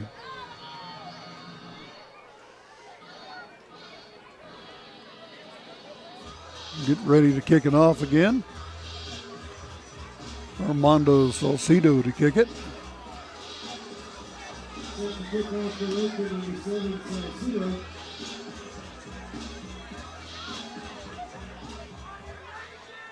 Julius Trejo back to receive for the Mustangs, the deep back. And to the ball, kicks it. Nice end over end, going to drop in about the 15, out to the 20. Looks for somewhere to go, 25-30. And out to about the 32-yard line, and tackled by a host of Lakin again. And on that return, that was Marcus Trejo. Was it Marcus? Javian Granado on the stop for the Bronx. I'll tell you what, Trejo on that return, I liked his little hesitation move there at about the 28-yard line. Had just a little bit of a stutter step. I thought, oh no, he found a hole. Yeah. But the Bronx were able there to seal it up. But that was kind of a neat looking little hitch. He was looking to see if he could find a hole for sure. It was kind of a neat little hitch, stutter step there. 24-8, Lakin leads it now. Man in motion, snap to the quarterback keeper into the line, and just hit by Wall. I don't know who's going to come out and look like a Lakin player. Nope, she's getting up. Oldham in there. You think it looks like a Lakin player that came off that pile? Well, no, I thought somebody was hurt. I saw Oldham rolling around in there, and I thought somebody was hurt. He just couldn't get up. I thought it looked like a Lakin player. I thought you. Well, ball on the 55. On the snap, pass out to the left side. Lakin all over him. Oh! Maddox Beltran along the sideline with a big hit on Damian Raslip. I was waiting for a flag on that, but they didn't throw it. Okay, next time I'm going to let you finish your comment before I. Now you just want to make a fool out. You definitely heard the right. pads popping down here. Oh yeah. I'll let you finish your statement the next time you thought there was a player down. I'll get even with you. Lakin or Southwestern Heights with the ball handoff. He squirts through the first group of defenders. Gets out close to midfield. Very much the same type of play. Marcus Trejo broke that long run. Yep. And almost broke that one through the line again. Third down and about 4. Split twin receivers to the right, twins to the left in the shotgun, and we got a whistle, timeout Lakin. Timeout Lakin. So coach saw something. He didn't like the way the defense was lined up or something, so they're going to take a timeout there. Looking out over the stands are packed tonight. Oh, absolutely. Of Big course, crowd it's here homecoming, tonight. alumni weekend. A lot of purple. You know, that's got to be fun, alumni weekend coming to a football game. My hometown has alumni weekend, Memorial weekend. That's when it used to be here, Yeah. and they decided to go against the norm, go against tradition this year, and it'll be interesting. This is the first year they've done it. Yeah. Oh, cool. It'll be interesting to see how it's received. Throwing T-shirts into the crowd. They never can throw one up here to us. No, they don't. Come on. Some of those girls got to be softball players. Throw me one. Hey, if they gave me one, I'd make sure it gets up there. Okay. Yeah. I've seen you throw. Yeah, I know. On a dime. No, not really. Hey, I could throw the ball over the mountains. Over the mountains. Yeah. Yeah. Hey, Uncle Rico taught me that one. Uncle Rico. Here we go on second down and 4. Looked to me like somebody moved fast. Little swing pass out to the left. Got tackled. They're going to let him fall forward, and I think he's going to have enough. They had him wrapped up. That ball was caught by Damian Ratzlaff. They had him stopped shy of it, but they let him spin and roll forward. They're moving the stakes. Going to take a second. 103, 102. Handoff right up the middle. Bounces to the outside. Still on his feet. Bounces out to the 39. And we've got a player. Ross Ryder on the stop on the near sideline. Salcedo ended up out on the track. So it's going to be second down now and about 5. About 5.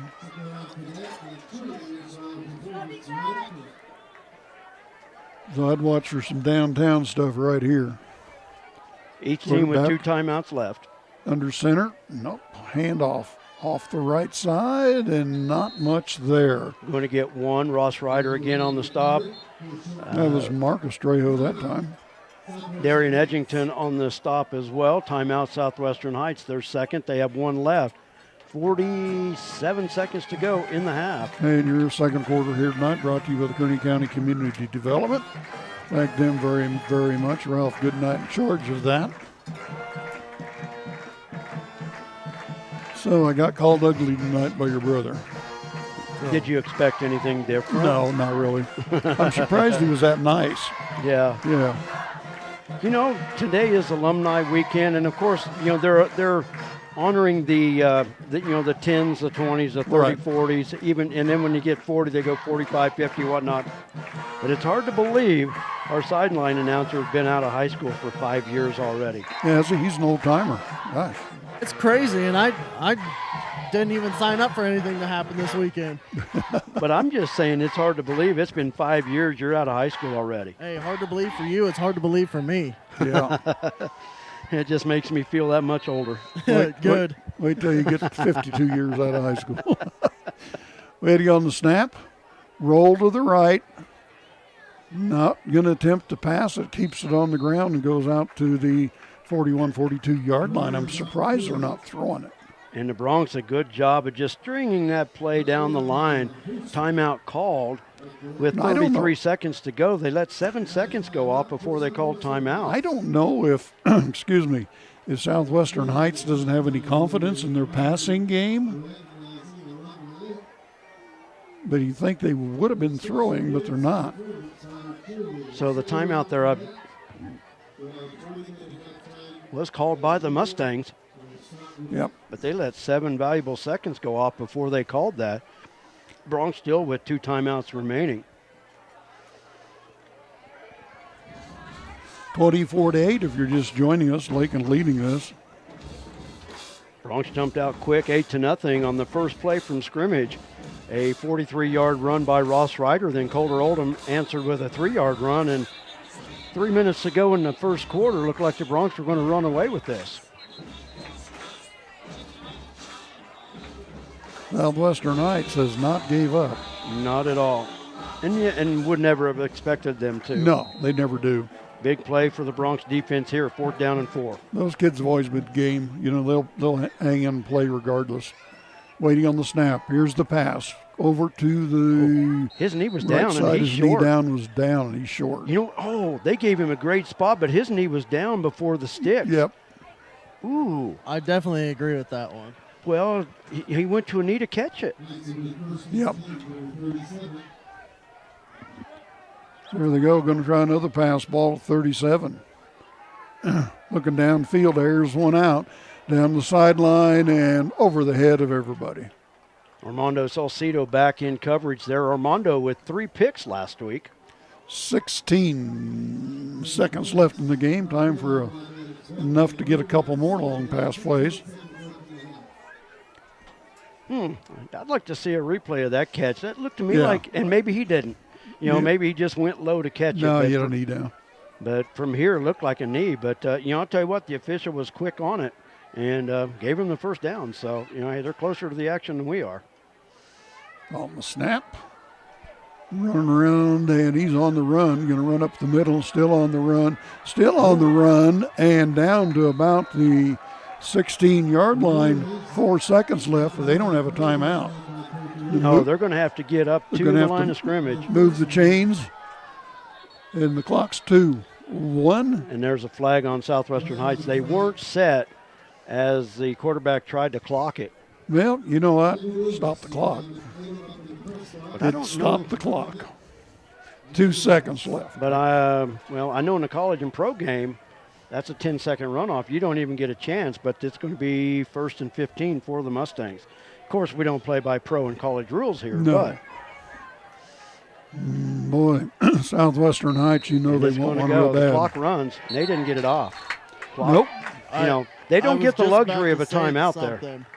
I heard Coach Bam down here. They have to clock it on the whistle, so he was trying to make sure all his guys are up on the line ready to go in case they snapped it quick and tried to pull a fast one on us. So that's it for the Good first catch, half. Jared. Thank you, Jared. Listen. We're at halftime. Lakin Bronx 24 and the Southwestern Heights Mustangs 8. Your second quarter has been brought to you by the Kearney County Community Development. Kearney County, a wonderful life opportunity, offers a wide range of opportunities to residents and visitors. Hunting, fishing, camping, golfing, and bowling provide recreation, plus the Lakin Rec Commission provides youth and adult programs in Lakin and Deerfield. Explore the rich history of the county by visiting the Kearney County Historical Museum or the historic sites throughout the county. Take advantage of what Kearney County has to offer. Contact Ralph Goodnight, Kearney County Economic Development, or on the web at www.kearneycountykansas.com.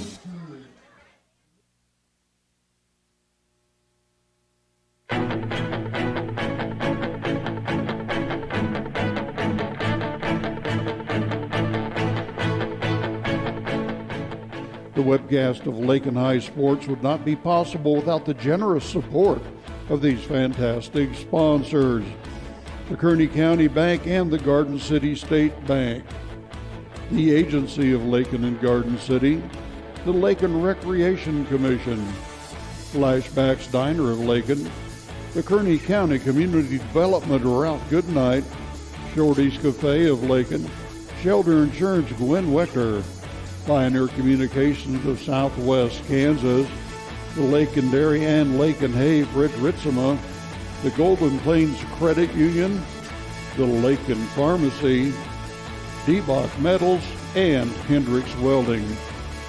Back we go with more of today's exciting action on LakinSports.com and Lakin High Sports on YouTube. Here's Mr. Brett Hendricks. And we are back. Yeah, it's dead. Okay, it's dead, I think. You made I it so talked you know. over myself because I can't hear that. Okay, yeah, I can't hear it either, but it was still running. I didn't. Yeah, I left that a little long, I hope. Anyway, your halftime sponsor tonight is the Kearney County Bank and the Garden City State Bank. When you choose a bank, you're investing your trust in a group of people who will be handling your hard-earned money. You look to them for expertise in financing your dream home and your teenager's first car, purchasing farm equipment, or expanding your business. At Kearney County Bank, we're invested in a community we believe in. Let us be your choice in community banking. Visit KearneyCountyBank.com or come by 221 North Main Street in Lakin, or Garden City State Bank, a branch of the Kearney County Bank, 1910 East Marion, Garden City, and see what our staff can do for you. The Kearney County Bank, Equal Housing Lender, member FDIC. Okay, we're back. I don't know, something, it might be your stereo. Is your stereo plugged in all the way on that thing? Maybe it's your out here. Maybe you, I don't know. It's weird. Anyway, we're back here at halftime, and we're going to take a look at some things. Your halftime thoughts and recap brought to you by the Lakin Rec Commission. It's time to get involved with the Lakin Recreation Commission, 702 North Campbell in Lakin. The Lakin Rec Commission with Wellness Center, aerobics, adult programs, youth programs, sewing, and more. For more information about all the great activities of the Lakin Rec Commission, call 620-355-7039. The Lakin Recreation Commission, providing recreational opportunities to enhance the quality of life for the people of the community by promoting social interaction and the productive use of leisure time. Lakin Recreation, stop down and see Matt and tell him you're happy old people have jobs. Matt Miller, director down there, and used a lot of Polydent, I think, and keep those teeth in. Halftime entertainment by the Lakin High School cheerleaders, but I see one of the alumni here. The inaugural Hall of Fame inductee, graduate from 1972, Chris Perez is here. Our first ever Hall of Fame inductee, but good to see Chris here. Where's he at? Right down there in the purple shirt, right there, walking down the aisle. Oh, cool. But our cheerleaders on the field for a halftime performance. What class was Lakin back in those days? What class of school were they? 2A? Okay. Didn't go to 3A until 1979. Okay, here go the cheerleaders.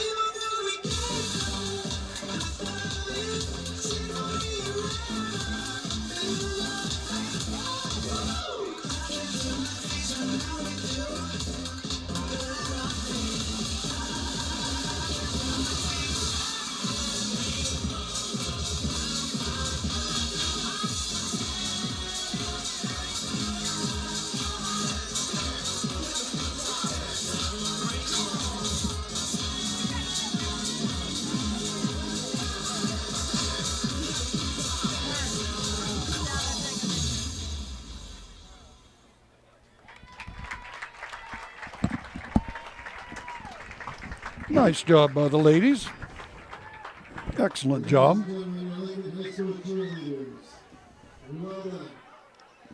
What are you looking so hard at? I'm just looking down over the crowd and a lot of alumni. It's cool to see, and like I said, seeing Chris Perez down the aisle there, Yes, absolutely. So I suppose different classes are meeting different places, or Yeah, there's a lot of classes, and I there's some. I'll tell you what, I couldn't even begin to tell you what all of the events are scheduled for tomorrow. I do know there's a 5K run starting at 7 o'clock from the parking lot of Lakeland Rec Commission. I'm not doing that. You're not getting up to do that? No. Oh, man, I signed you up, so I'll have to get my money back. Well, you can put me in a wheelchair and you can push me. And tomorrow, I believe 2 o'clock is the air show out at the airport. Oh, that's right. I saw that advertised. That's a free air show, too. Yep. Yeah, I believe like that's fun. at 2 o'clock. And of course, I'll tell you what, if you're a middle school volleyball fan, big tournament here tomorrow, just to add to all of the things going on here in the community. But middle school volleyball starts at 9 o'clock and running through probably 4 o'clock in the afternoon. So some events happening here at the school as well. And I don't remember I think there was today, there was a alumni tour through the facilities if they wanted to come.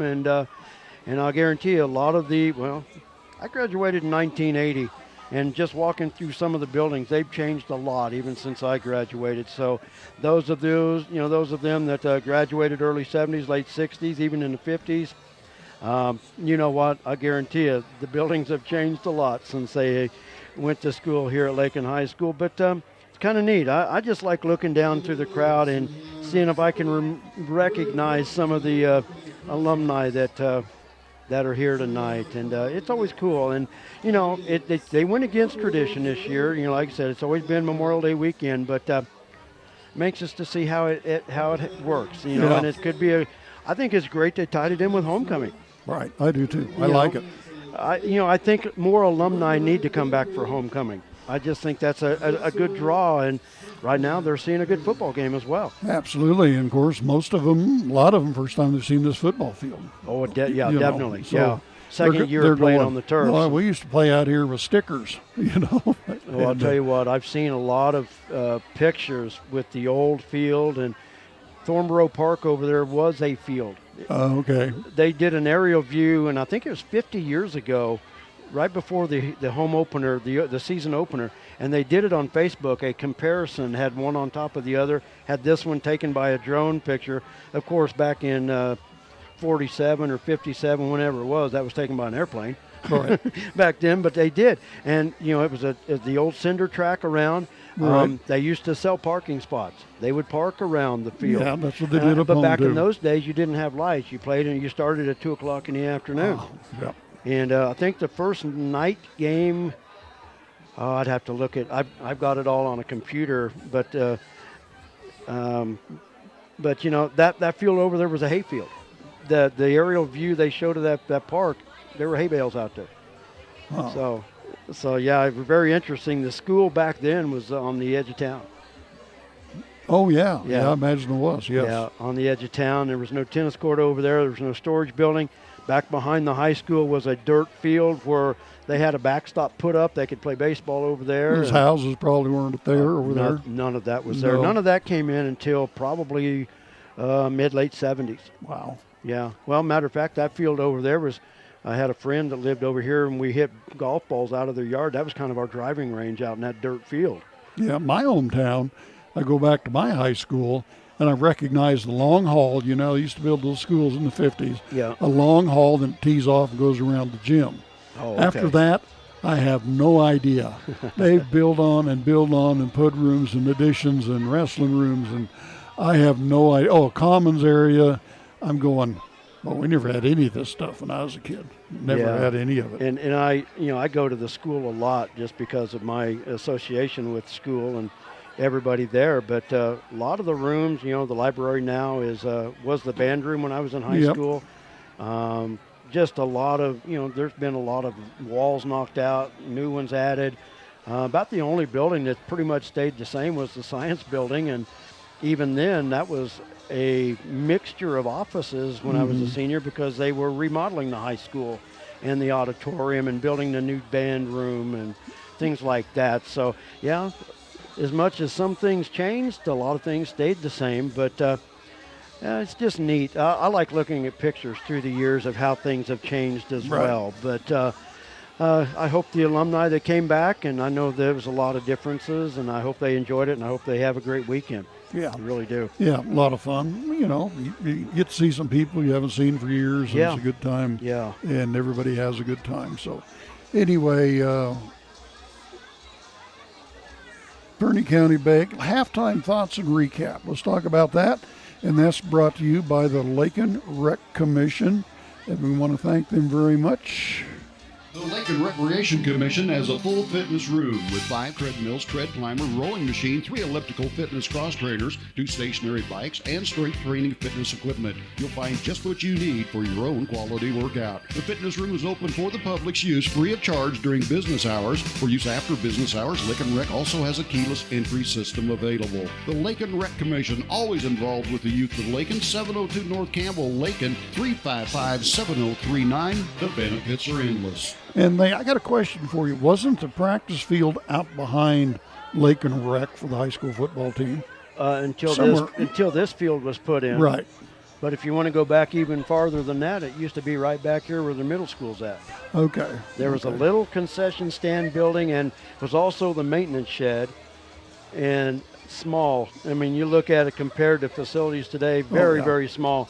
But it used to be right back here, and you practiced. That was the old practice field right here where the middle school's at now. Yeah, for years before this field was built, practices were behind the Lakin Rec Commission.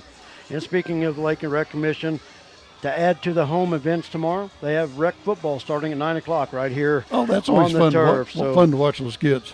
9 o'clock, 3rd and 4th graders, 11 o'clock, the 5th and 6th graders. So, is this flag football or is this this is tackle football? This is full tackle football. Okay. So if there isn't enough to do tomorrow, come and watch some youth football. Right. I'll be back here at the stadium tomorrow about 8:30, getting ready to call those games. Oh, cool. Yeah. Well, let's recap. First half, I think both teams played pretty good. It's been a good first half. The Bronx have just taken care of their opportunities. Right. And I'll tell you what, those Southwestern Heights kids will hit you. They ain't afraid to hit you, and they're not out of this. Only down 2 touchdowns. Well, the Bronx, with their opening possession in the third quarter, can really put a dent in, in Southwestern Heights' chances. But, Bronx have to come out and answer because Mustangs are not going to go away. No, not at all. So it'll be interesting to see what happens. I think the team has really played really good football. I thought Lakin played some pretty solid football in the first half, and the defense for Southwestern Heights is not going to give you much in between tackles. In between the tackles, it's pretty hard going. Yeah, and the Bronx, when we go back to our keys to the game, you wanted to get off quick.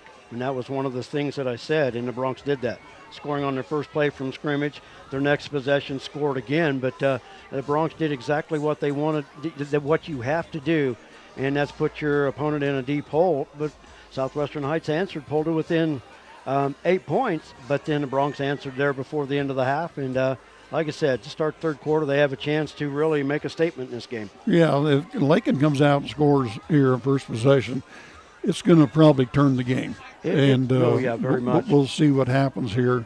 But Southwestern Heights kids, they're gamey. There's some big kids. There's some kids that are pretty quick out there. So, they don't give up. They keep trying, And we're at almost the halfway point of the season now. Oh, we are halfway because it's only an 8 games regular season now. So kids start coming together better about this time of the year. They melt together better and merge together and do a lot better on the field about this time of the year. 5:45 to go in our halftime, and of course, when the teams get out, they'll put 3 more minutes on the clock when it hits zeros. But I didn't line up in an interview. I was going to, and kind of ran out of time, but a lot of people that we would have talked to have been busy tonight. So a lot of things going on. They've been busy with all their festivities and activities going on. But then after a while, I just get tired of talking. Want me to sing a song or two, or, Yeah, well, we could play a little. We do want to keep our viewers, so I don't know if we want to chase. We could them play a off. little copyrighted music and get kicked off YouTube. You know, I try to do my best to stay off that list. Okay, I'm going to ask you a question. I'll interview you. Okay. What's your favorite part of high school football? What is the part of it you like the best? Got him thinking on that one. Well, I'm just trying to think how I want to say it. I just think the thing I like about high school football is like tonight. You've got a great group here. You got a great crowd to watch football game. I think high school football is all, of course, it's about the kids on the field, but I think it's a lot about what goes on behind the team in the stands, the cheerleaders, the bands, the pageantry of it. That's what I wanted to say, the pageantry of it. I think that's what's neat. And right now, this is the perfect weather for it. It's a cool night. It's not cold, but it's a perfect night for football. And this is what I like about high school football. It's breezy, but it's not bad. Open this door. I was actually sweating in here a little bit ago, and I kicked that door open. Yeah. The thing I like about high school football and high school sports is it keeps kids involved. Yeah. Gives them something to do, gives them something constructive to do. They're not out running the streets, getting in car wrecks and doing stupid things. It keeps them involved. And the same way goes with the cheerleaders, the band, everything that's involved with the school and all the activities. If you didn't have these activities, you'd have a whole completely different kind of school. So I think these activities are very good learning lessons for camaraderie, being a teammate, getting along with people, being a leader. And that's what I like about it. I like the kids out there trying and doing their best. And you and me wouldn't have nothing to do on Friday if it wasn't for her Friday night football. No, we wouldn't. We wouldn't have nothing to do. I'd sit at home and watch Captain Kangaroo or something. Captain Kangaroo. Turn Star Trek on. I remember when I in high school, Star Trek came on. We used to wait and run home and watch it. It was, oh boy, yeah. And we didn't have VCRs. We did, if you missed it, you just missed it. If you wanted to replay, if you wanted to replay, you had to wait for it to come back on TV again. Right, reruns in the summer. Yeah. A lot different time now. A lot different definitely. time. But I'll tell you that you just cannot beat high school sports. You just can't. Well, and the other thing too, it brings the whole community together. Exactly. It's a community pride thing. It brings people together. They interact with each other. They talk with each other. It's a whole thing. And I think Friday Night Lights as a whole, the tradition in the United States, is just an outstanding tradition clear across this country. Because I don't think any other country has something like this on Friday nights. No, not at all. And you talk about it. That's what Lakin High School does. The activities pregame, the horses running the flags in, right. The Bronx running in through the tunnel. Lakin has a helicopter bring the game ball in. Different things like that. And, one idea I thought about with some of the planes coming in for the air show tomorrow, it's too bad the weather, they wouldn't have gotten a hold of them and we could have had a flyby tonight. Could have buzzed the field. Yeah, that'd been kind of neat, but maybe that's something they can look at in the future. But, they always try to add some little pregame or, mid-game, during the game activities. And, I just think it adds to it. And there again, gives people an opportunity and another reason to come out to a football game. And over the years, we've seen some really good football players, some really good teams. And, those kids have all grown up to be good guys. They've really, and I think playing sports helps you mature into being a leader and a good person. No, I think high school sports go a long way to how you're going to live the rest of your life. Oh, exactly. Absolutely.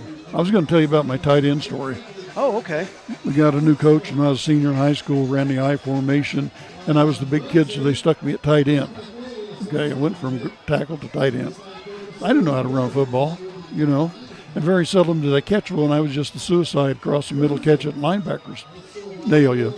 We were about the 50-yard line, and I did one little cut across the middle. It threw me the pass, and I caught it, and I bent over, and I looked up, and there wasn't anybody with 20 yards of me. I took off running. I go, well, this isn't really not the speediest guy in the world. I don't know how to run this thing. And if I'd known how to run, I could have got touchdown. I made it to the 5 before they caught me. But I was horrified. Oh, don't drop the ball. Don't fumble the ball. And, I'm faster than a herd of turtles anyway. And I'll never forget that. So I'm Look taking up it and you didn't score? Nobody's around. Go, oh my, I got to run the ball down.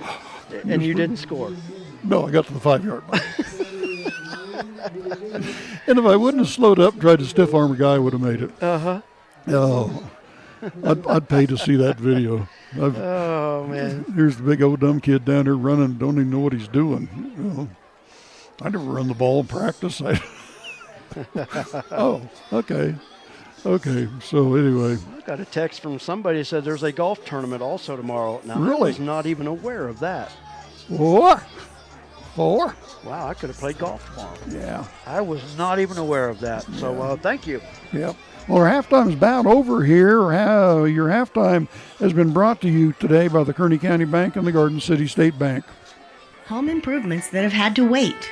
The dream vacation your family deserves. Even college tuition. Garden City State Bank can help you make it all happen now, not someday. With a home equity line of credit, you can borrow up to 90% of the value of your home, and the interest may be tax deductible. Plus, there are no closing costs, no application fees, and no annual fees. A fast, easy, convenient home equity line of credit from Garden City State Bank, a branch of the Kearney County Bank. Subject to credit approval, equal housing lender, member FDIC. And thank you very, very much, Kearney County Bank and the Garden City State Bank. Been with us a long time. Your third quarter is brought to you by Lakin Drug. At Lakin Drug, their mission is simple. They strive to provide professional pharmacy services with hometown hospitality. Lakin Drug's experienced staff leads with compassion and utilizes modern technology to fit all of your individual needs. Whether it's prescription medications or over-the-counter products, Lakin Drug has the answer to all of your questions.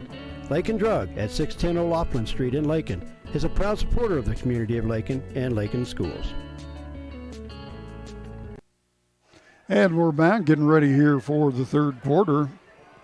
And Brett's pointing at something. You got it back?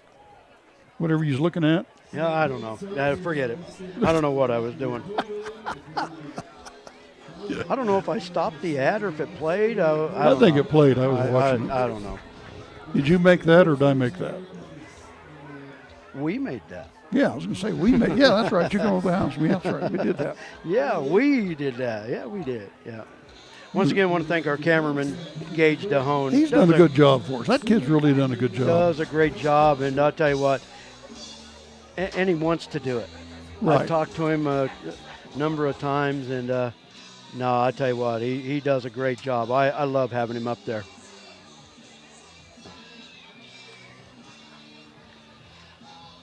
So we're getting ready to start our second half.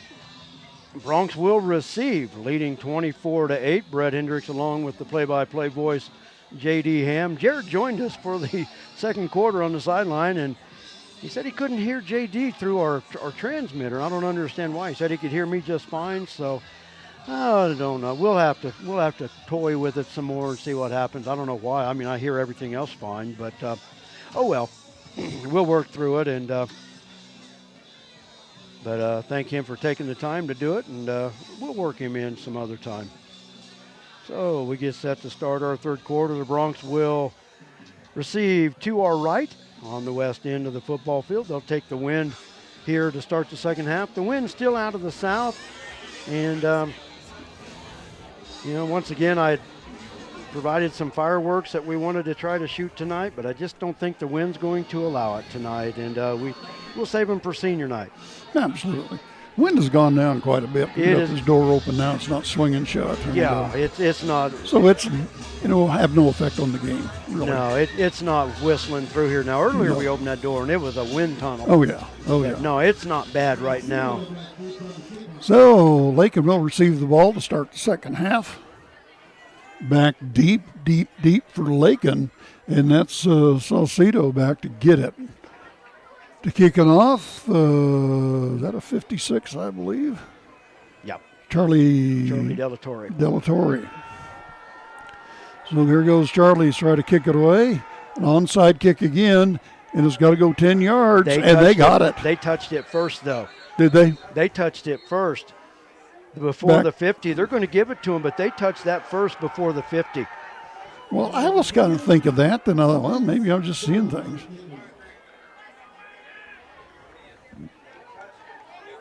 And the guys are telling the refs he touched it. And the officials are talking about it. They touched that football at the 48-yard line, and I think that's what the white hat might be saying. But, hey, I'll credit them. They're going to talk about it, but I think they touched that first. Here we go. Yeah, illegal touch. Okay, he called it. All right. Bronx can take it right there. Well, so that's good. The refs great. can get together and talk about it. Oh, yeah, Because I was like exactly. you. I thought they touched it, but I wasn't sure because I was watching the Lakin players back here to see what they were going to do. And watching the Lakin players on the backside of that play. Great starting field position for the Bronx. I'm going to turn you down just a hair. You're pegging it over here a little bit. That's so. because I'm so good. That's yeah. Yeah. Is that called emphasization? Improvisation? Well, emphasizing or okay. Yeah, I'm not sure. Okay, here we go. Don't let me get too loud.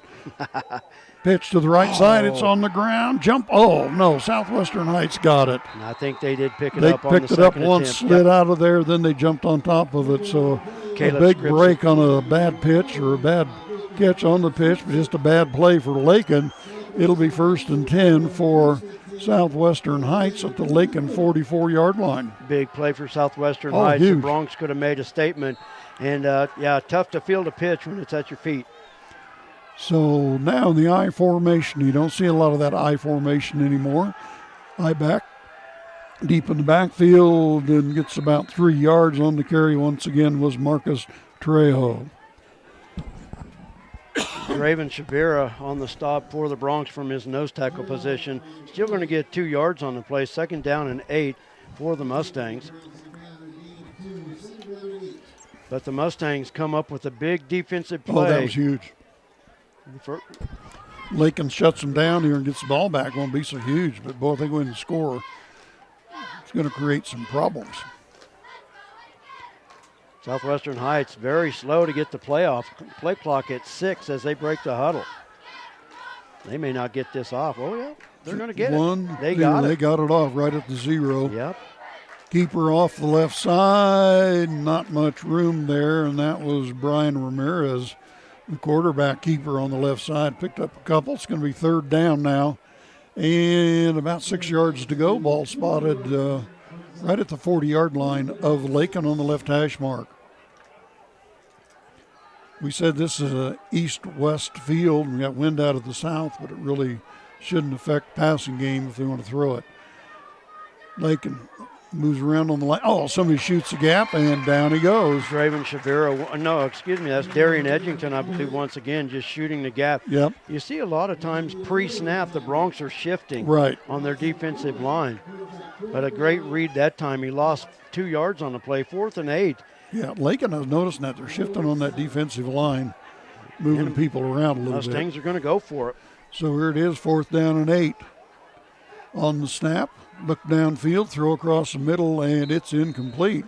The ball will revert over on downs to Lakin. So a good defensive stand for Lakin after the fumble. So Lakin will get the ball back 1st and 10. So good job by the Lakin defense to bow up there and get that ball back. And after a turnover, that could have been. Oh, okay. You know what?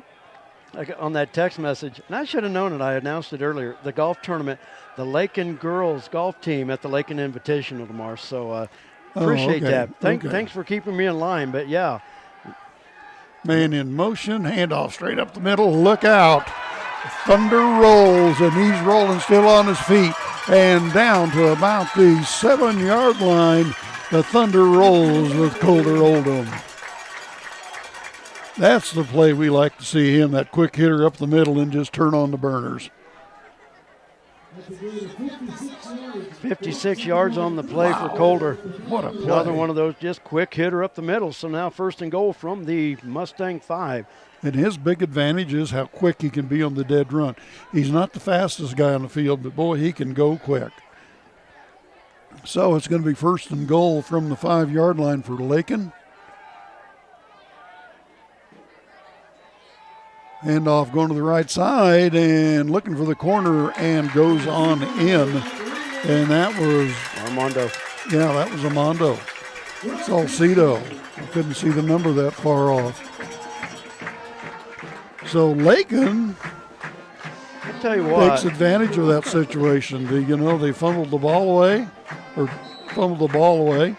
and then held and then scored. So you can't ask for much more than that. That was a great play. Bronx went from just almost tragedy to victory. Yeah. It's just they went from the worst play they could have to start the half, and now they're going for 2. On the snap, up the middle, and Oldham good. Yep, Oldham didn't even go down. I think they call that going from the outhouse to the penthouse. Yeah, very much so. Yeah, the Bronx go from fumbling, and Southwestern Heights has great field position, and the defense just rears back and gets it back over on downs, and the running by Colter Oldham puts the Bronx back in great position with 9:20 to go in the third. Wow, the thunder rolls. Yeah, back to the Lakin High School girls golf team.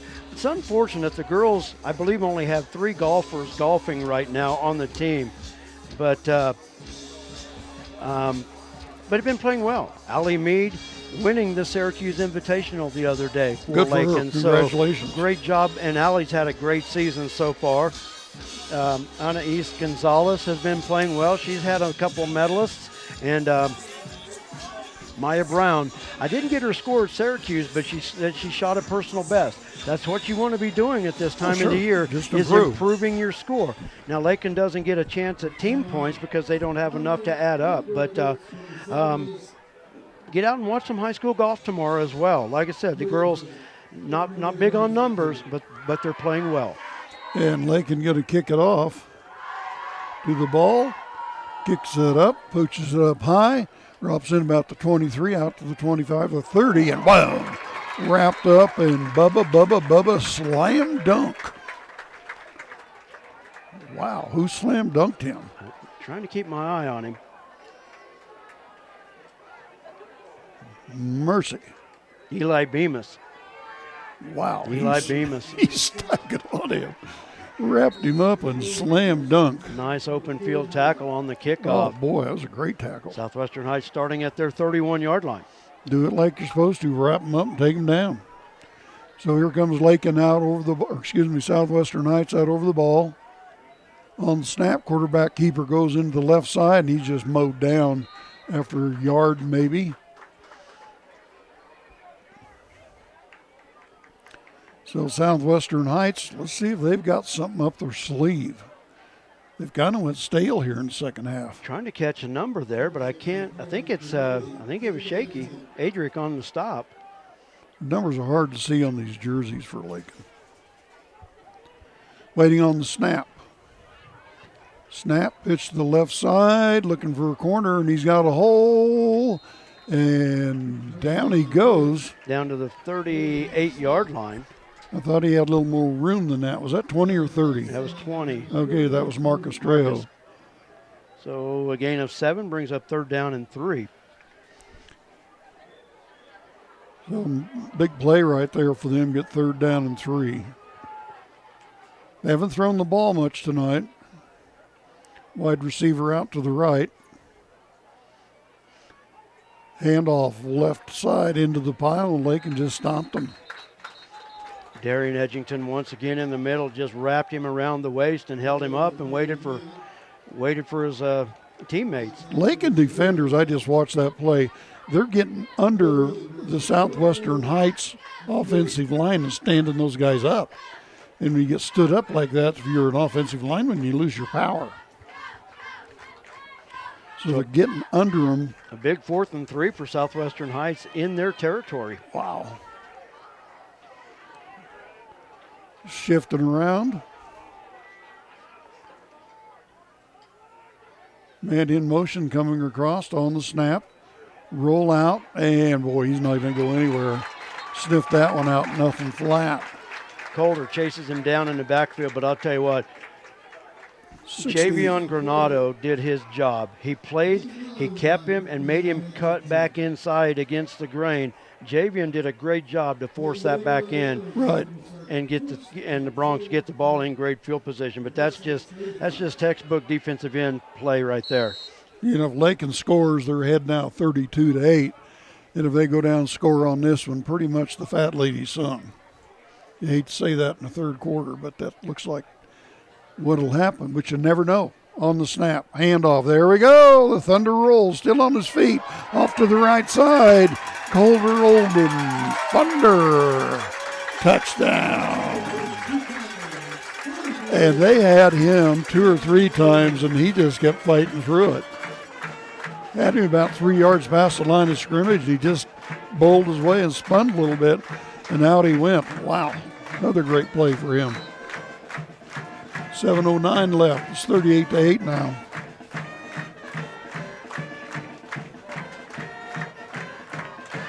So Lakin's found another gear here in the third quarter.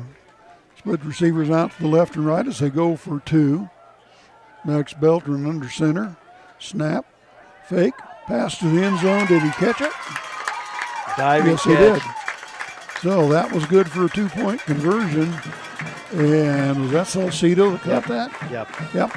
So Armando gets him a 2-point conversion on a nice pass. So Lakin now with 7:09 left here in the third period leads 40-8. Wow, they've just come out and stuck them here. You talk about Lakin with another gear. You know, back to that fumble to start the third quarter. Yep. Defense holds twice as the Broncos. Oh my God! You said it. I have never done that. You said it. Oh my God! It's Phyllis time for me to Hendricks, quit. call this boy. Call this boy. It is time for me to quit. I have never ever done that. I did it last week. Oh 2 my weeks ago. God! That's what you get for picking on me earlier.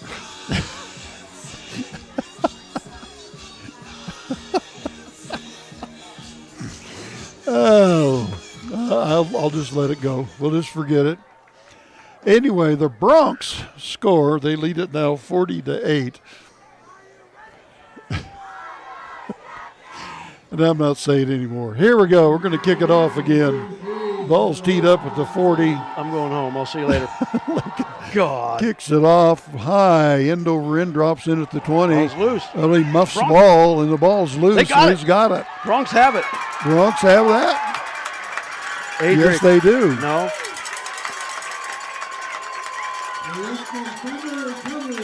Looking at the hat, he hasn't really said. Yes, he does now. Boy, he muffed that ball. Shot right out in front of him.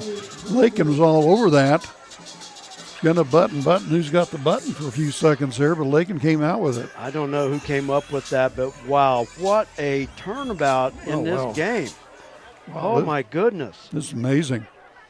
So Lakin now with a 32-point lead. Come out over center once again. Man in motion to the right. Handoff and flags go. They were going with that bread and butter play to Oldham right there on the right side. I don't know if somebody moved or what happened. Yep. Procedure against Lakin. So they were going to that bread and butter play off the right side. Going to back them up 5. It's going to be first down. And should be first down and 15, shouldn't it? Yeah, marking back 5. So it'll be Lakin ball now. 7:02 left here in the third. We got a nice little sliver of a moon up there tonight. Somebody moved again, but I didn't see a flag. Straight ahead down to the 35-yard line. Coulter will get that original 5 back. Second down and 10. I thought somebody moved a little quick for Lakin there, but they didn't flag it.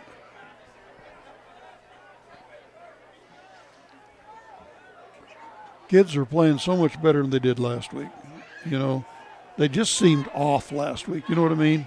And that happens to teams on occasion, but it's good to have an off game that time of year than coming up now. And have an off game and still win. Yeah.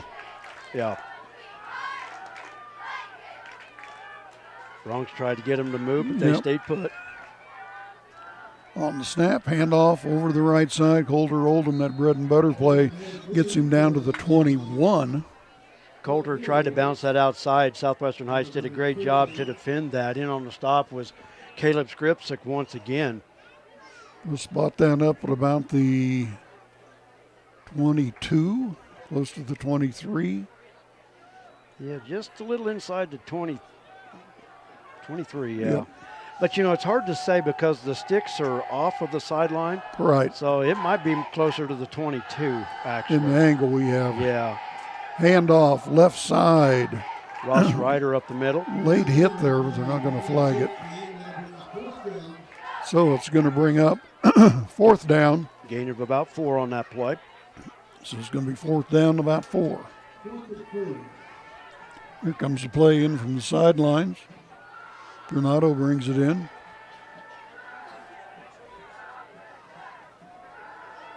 Wide receiver left, one to the right. Of course, that double wing formation, they're always in. And Lakin moved. Yeah, Lakin moved that time. I could see the left end move. So instead of 4th and 4, it's going to be 4th down and 9. Yep.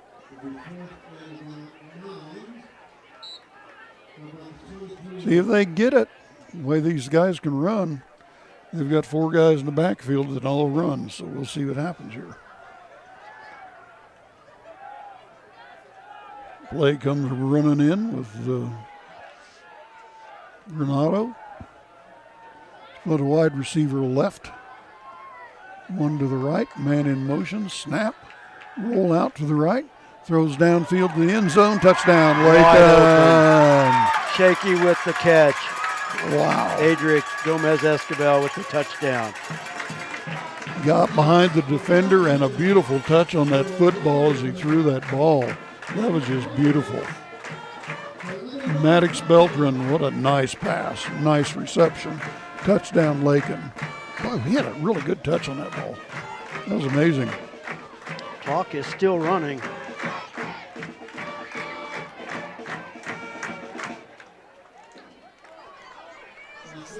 I don't know why the clock's still running. Maybe they agreed at a running clock. I don't know. I don't know either. Armando to attempt the extra point. It's 35. Up and good. Good. So with 3:50 left in the quarter and the clock is running, it's Lakin 47 and the Mustangs from Southwestern Heights 8. And they finally stopped the clock. That was weird. Yeah. Huh. I'll have to adjust my clock now. Oops.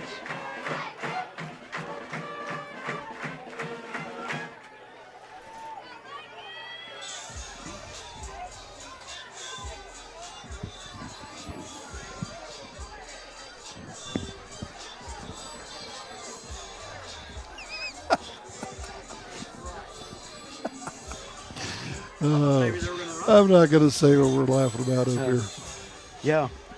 We always have fun up here in the press box anyway, don't we? Oh, yeah. Yep. We have always fun. We got a good press the box guys to have next fun door, in. the scorekeepers and the PA announcers. We always have a good time up here. So Lakin kicking. Who's kicking off for Lakin? Salcedo's not.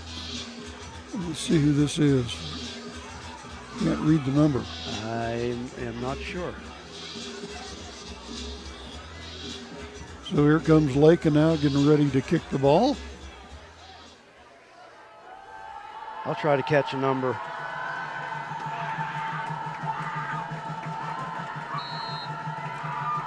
Comes up to the ball, kicks it away. I saw the T roll and I thought it was an onside kick. Oh, wow.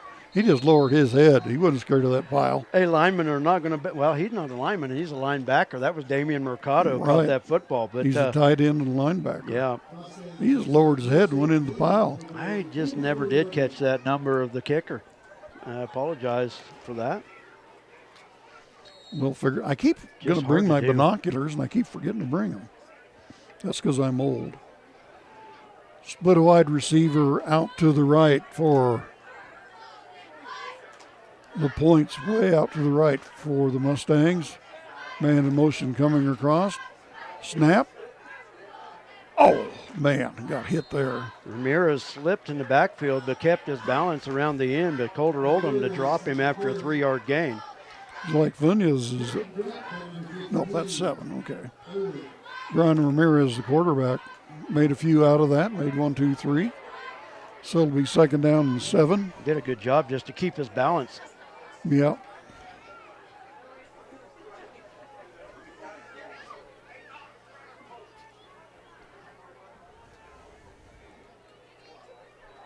On the snap, nowhere to go. Lakin's defense is swarming once again. Going to lose back to the original line of scrimmage. A host of purple shirts there.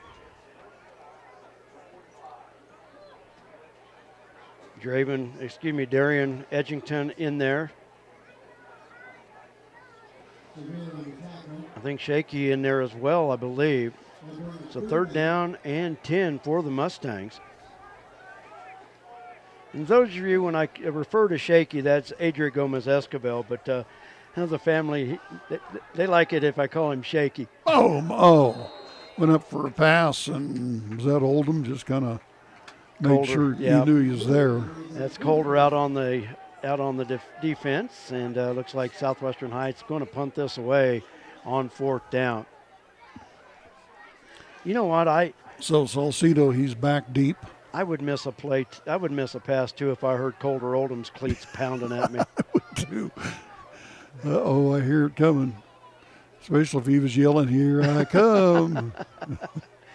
Southwestern Heights with a late man on, but they'll get it off in time. Snap, kick, nice little end over end kick, gonna drop in. Whoops, takes a funny little bounce, and he wanted to pick it up and run, but it took a funny bounce. Yeah. And you know what? He dives on it there. He didn't have to. I don't know why the Southwestern Heights players dive on him.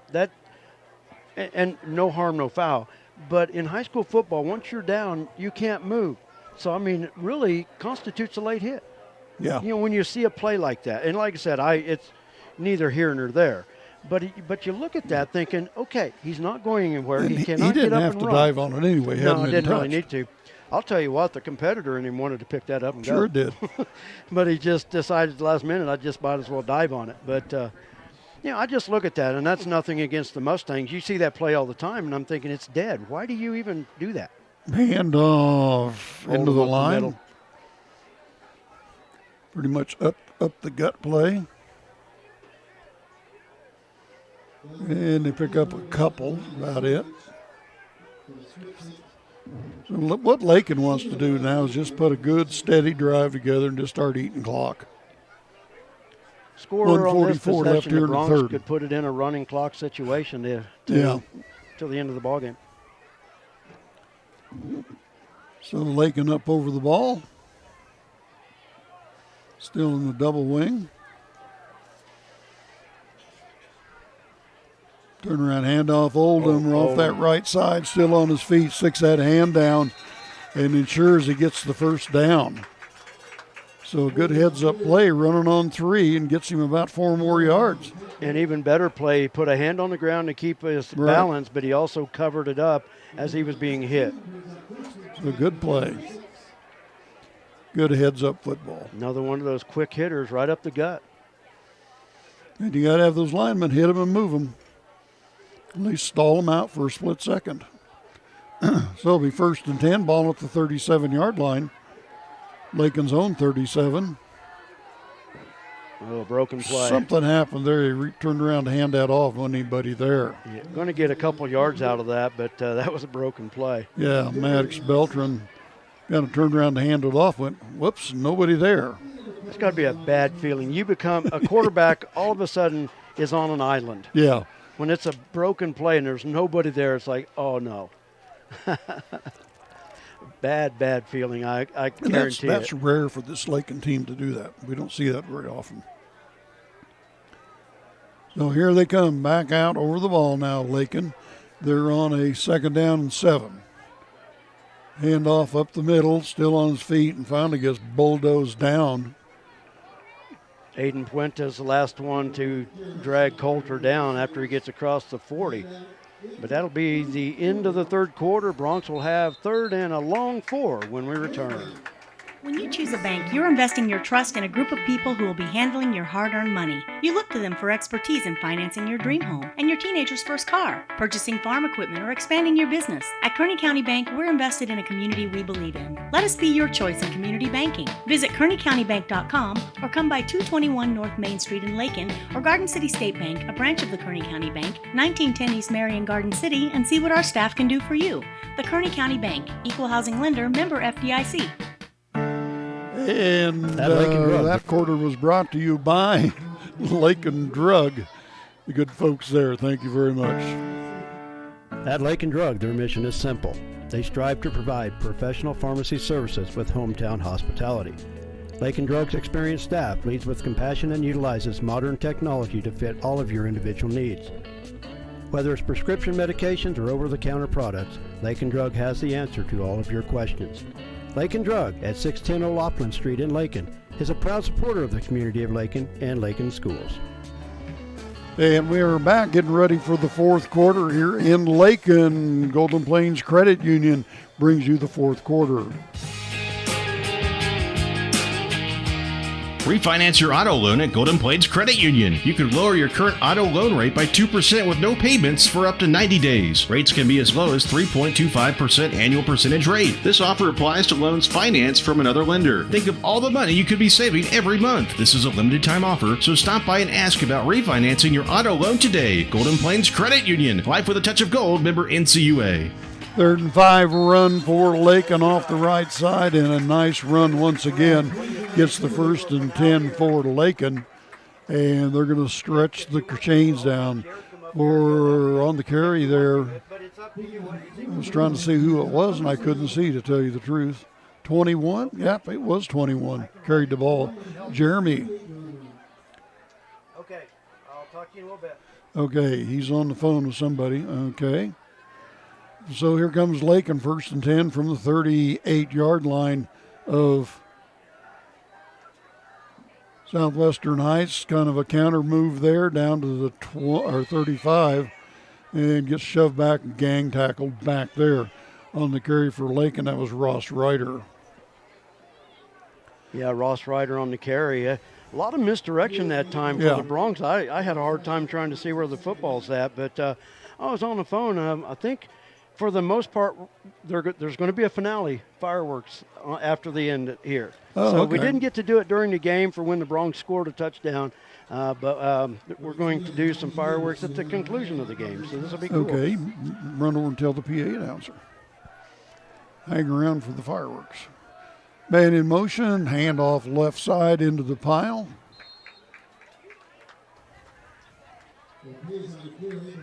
Jeremy Orpeza on the carry, so the Bronx starting to substitute a little bit here towards the end of this ball game. Well, actually just the start of the fourth quarter.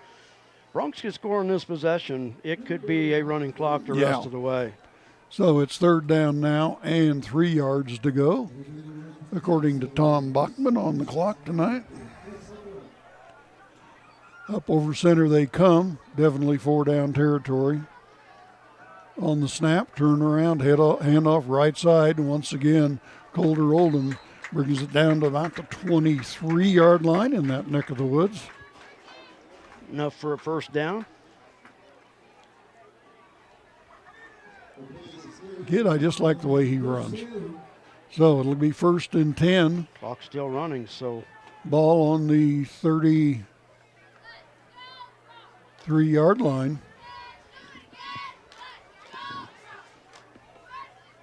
Up over center they come. Lakin now, same formation they've been in all night. Hand off once again, right off the right side. The old 15 Colt, nope. Javian Granado. That was Granado. They've substituted their backfield, the Bronx have. Okay. I didn't know they substituted him and the fullback. I just went, oh, okay, that's Colder. No, it's not. Another good running back. So ball at the 19-yard line right about there. 2nd down and 6 to go for Lakin. Waiting on the snap. Come around, hand off the man coming to the left, and he tries to cut it up, and he's got some room. And nice slice and dice run there for Lakin. Javion Granado on the carry, but there's a flag in the Bronx backfield. Okay. There's a daisy on the field. It's against Lakin Yep. as they talk to the Southwestern Heights captain. And they're going to back Lakin up.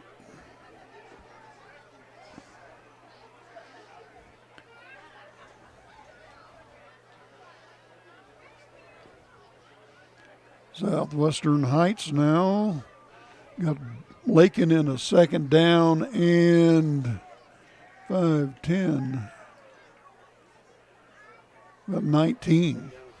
Hey, boss. Hey, I think they're going to shoot some fireworks off at the end. Second down and 19. So here we go. Okay, I just wanted to let you know. Hand off left side, got some room to run, still on his feet, and down inside the 20 on a nice run for Lakin.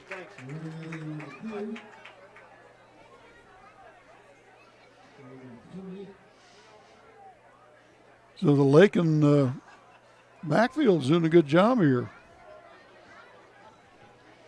You got the reserves in now.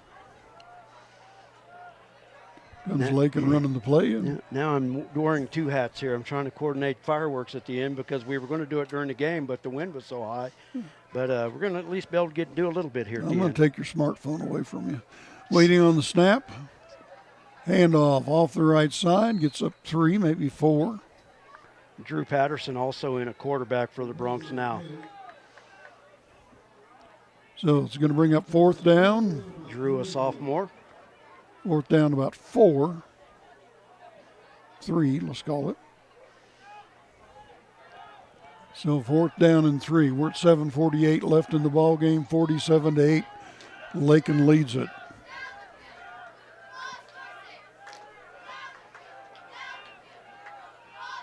Let's see what this group can do. No, I take that back. It is still Maddox under center. Yeah, on the snap, Drew. handoff straight ahead. Nope, Maddox kept it. Going to go to the corner, and he's going to score. Nice fake. Nice play. He faked me out. Nice ball fake. I'll tell you what, he did me too. Totally. And I looked and I thought, well, they got him, and I saw him running. Well, that was a really dandy little option. I don't even know if it was an option. I think it was a planned play all the way long, but wow. I didn't even see what that play was. It was a dive play, and he kept the ball there. 18 yards. Yep. I don't know. He kept the ball there, and wow, pulled it out and took off. Maddox has got some speed too. He's not slowpoke. Oh no, not at all. And they're going to attempt the extra point. Clock at 7:22, but it'll be a running clock on the opening kick. Well, on the ensuing kickoff. So Lakin will kick for the extra point. Ball is down, kick is up. Looks good from here, was it? Yes, it was. And who kicked that? That was Armando. Okay. So Lakin has this thing pretty well wrapped up at homecoming for 2022, 54-8. I thought they would beat Southwestern Heights, but I never saw this coming. Because Southwestern Heights got beat, was it Hoisington? Hoisington last week, 49-0, and that's where the Bronx go next week. Yeah, so take a 5-0 record to Hoisington next week in district play. So they'll be back on the turf at Hoisington, and we'll be up in the press box. Is that the press box? We have to go to 2 different stalls? No. That was in Lions. That was Lions. The Lions. I've always loved that. The Lions.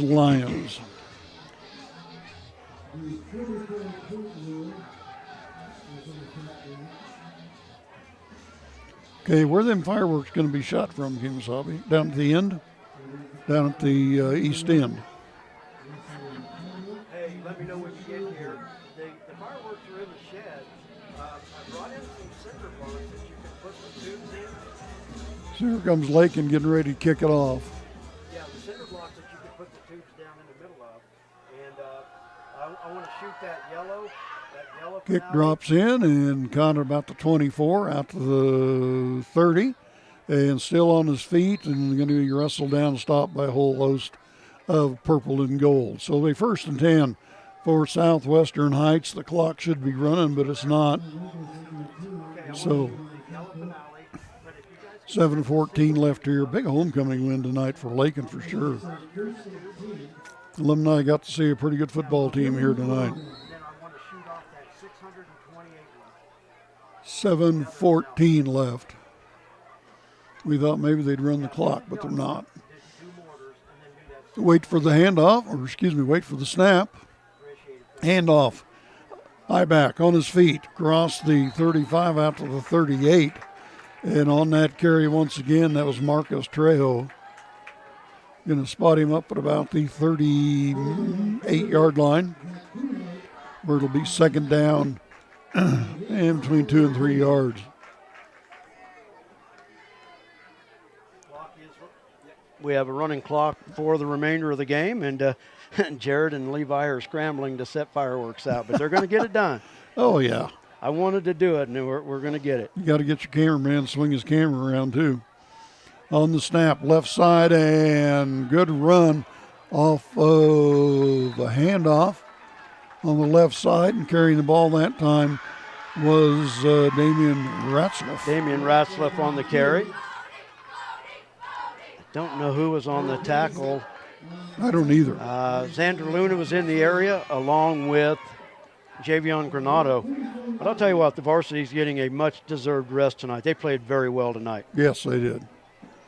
Couple little mistakes, nothing big. Yep. Handoff left side and still on his feet down to the 30 and gets shoved out at about the 28-yard line and shoving him out for Lakin. That must be a freshman. Xander Luna on the tackle knocked Damian Ratzlaff out of bounds after another first down gain. But Southwestern Heights driving ball at the Bronx 28-yard line. Clock still running at 5:40. It sounded like a chorus there. We said 5:40 at the same time. Yeah, maybe you ought to sing, huh? Yeah, like I said, we want to save our audience. I don't want to sing. Waiting on the snap. Man in motion coming across. Quarterback rolls to the right side looking for some room, and he found some. And he's going to get on in there, and he's still scampering and gets in. Yep, he got in there for a touchdown on a nice run off the right side. Ryan Ramirez with the 28-yard run. And he had a nice wall build up for him over on the right side when he went. Lakin maybe over pursued that a little bit to the inside, and they went around him. Yeah, and the offensive line for Southwestern Heights did a great job to provide a wall on they got a nice wall right up side. for him. But so they're going to go from 54 to 14 now, waiting for the snap, crackle, and pop.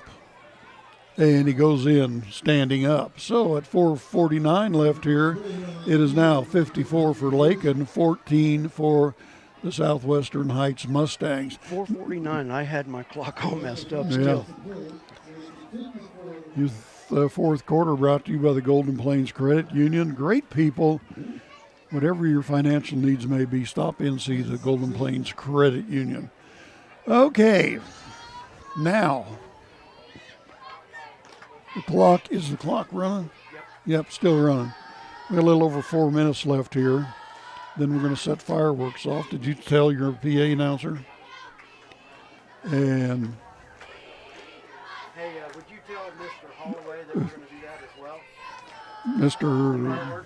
Okay, yeah. So we're getting ready. We're going to set some fireworks off at the east end of the field here. You are Mr. Yeah, I know. Yeah. Thank you, Mr. Schmidt. Brett's on the phone with Coach Schmidt. Appreciate it. Thanks. The principal of Lakin High now.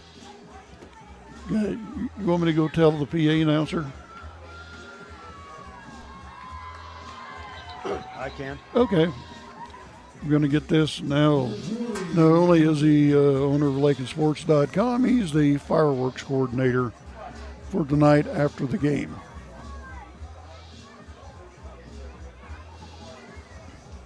So he's got the PA announcer, everything taken care of there. Got about 3:15 left, 3:14. And Southwestern Heights are pretty much onside kick this, I imagine. Hands are up and they're ready. And here comes the onside kick, and Lakin just stepped up and caught it. Didn't even let it bounce on the ground, caught it. Nice job to catch and got a little run out of it. Yep. Try to catch the number there. Tried to kick it. He got too much altitude on it and just ran under and caught it for Lakin. That was shaky. Adric. Was it? With the fielding the kick. Do I want to know where he got this nickname Shaky? No? Well, okay, we'll just no, leave it alone then. His grandpa explained it to me, and it's nothing big, but Okay. it's just, his grandpa told me the story behind it, but something he we'll did keep when- that as a family something he did story. when he was But a kid. Once Okay. again, I want to shout out the crew at Shorty's Cafe. They had us on the big screen tonight, so And shout out to all of them. Great Mexican food. We're going to have fireworks in the south end zone. Yes. Or excuse me, south end zone. East end zone. There was Lakin for another touchdown on the run, and that was Jeremy. Javian Granado. Was that Granado? Yeah. Okay. No, that was Jeremy. Jeremy Orpiza. That's what I thought. And I thought maybe I missed it. So Jeremy Opiza, Jr., nice run there for the score. Brings the score to 60-16. I mean, Lakin's just lit this place up here in the second half. What a second half by the Bronx. Really. Yes. You know, go back to that opening play of the third quarter. It went from tragedy to triumph. Okay, we're going to try to kick the extra point. And a new kicker. I'll try to get the number, and once again, I see can't see it. No. Get these kids some experience at the varsity level. Waiting on the snap. Kick is up, and it's good. I think you got it. Yep. So, we've got a couple extra point kickers. 61-16. Clock running at 1 minute, so we'll basically get the kickoff off, if even that. And Lakin's really happy with the reserve guys that came in. And don't forget, did you tell your cameraman we're going to have fireworks? No, I didn't. And I want to thank our cameraman, Gage DeHone, with the job on the camera tonight. You do a great job. I appreciate it. I know he's listening to our headset. And hey, Gage, if you would, at the conclusion of the game, when they start shooting fireworks, you can show some of that as well if you want to. And then I'll make my way to the field and talk to Coach. He's listening to us? Yeah, he's got the headset. Yep. Okay. But once again, Gage, you do a great job. Thank you so much. Thank you, Appreciate Gage. Nice young man. Nice young man. Responsible, shows up when he says he's going to be here and does it like he says he's going to do it. So, the fireworks coming up are courtesy of LakinSports.com, Brett and Sandy Hendricks, and picks up at about the 19-yard line, 8, 7, 6. Oh, he's off to the races. Lakin going to get him ran out, still after him, and that is the ball game. That's going to do it. 61-16. And here I see a fuse lit. In your third quarter tonight, the fourth quarter has been brought to you by the Golden Plains Credit Union. I'll let you watch the fireworks. Refinance your auto loan at Golden Plains Credit Union. You could lower your current auto loan rate by 2% with no payments for up to 90 days. Rates can be as low as 3.25% annual percentage rate. This offer applies to loans financed from another lender. Think of all the money you could be saving every month. This is a limited time offer, so stop by and ask about refinancing your auto loan today. Golden Plains Credit Union. Life with a touch of gold. Member NCUA. And we are watching the fireworks display. And, boy, I'll tell you what, I want to thank all our sponsors that make it possible again this year. I don't know how good you can see the fireworks on your screen. I don't think they're lighting it up real great, but... Yeah, he can't see because of the windowsill. Yeah. Oh, this is cool. Go. I'm going to step over here and take a That look. is so neat. That is so cool. We got fireworks going off. There we go. Yeah. Having fun.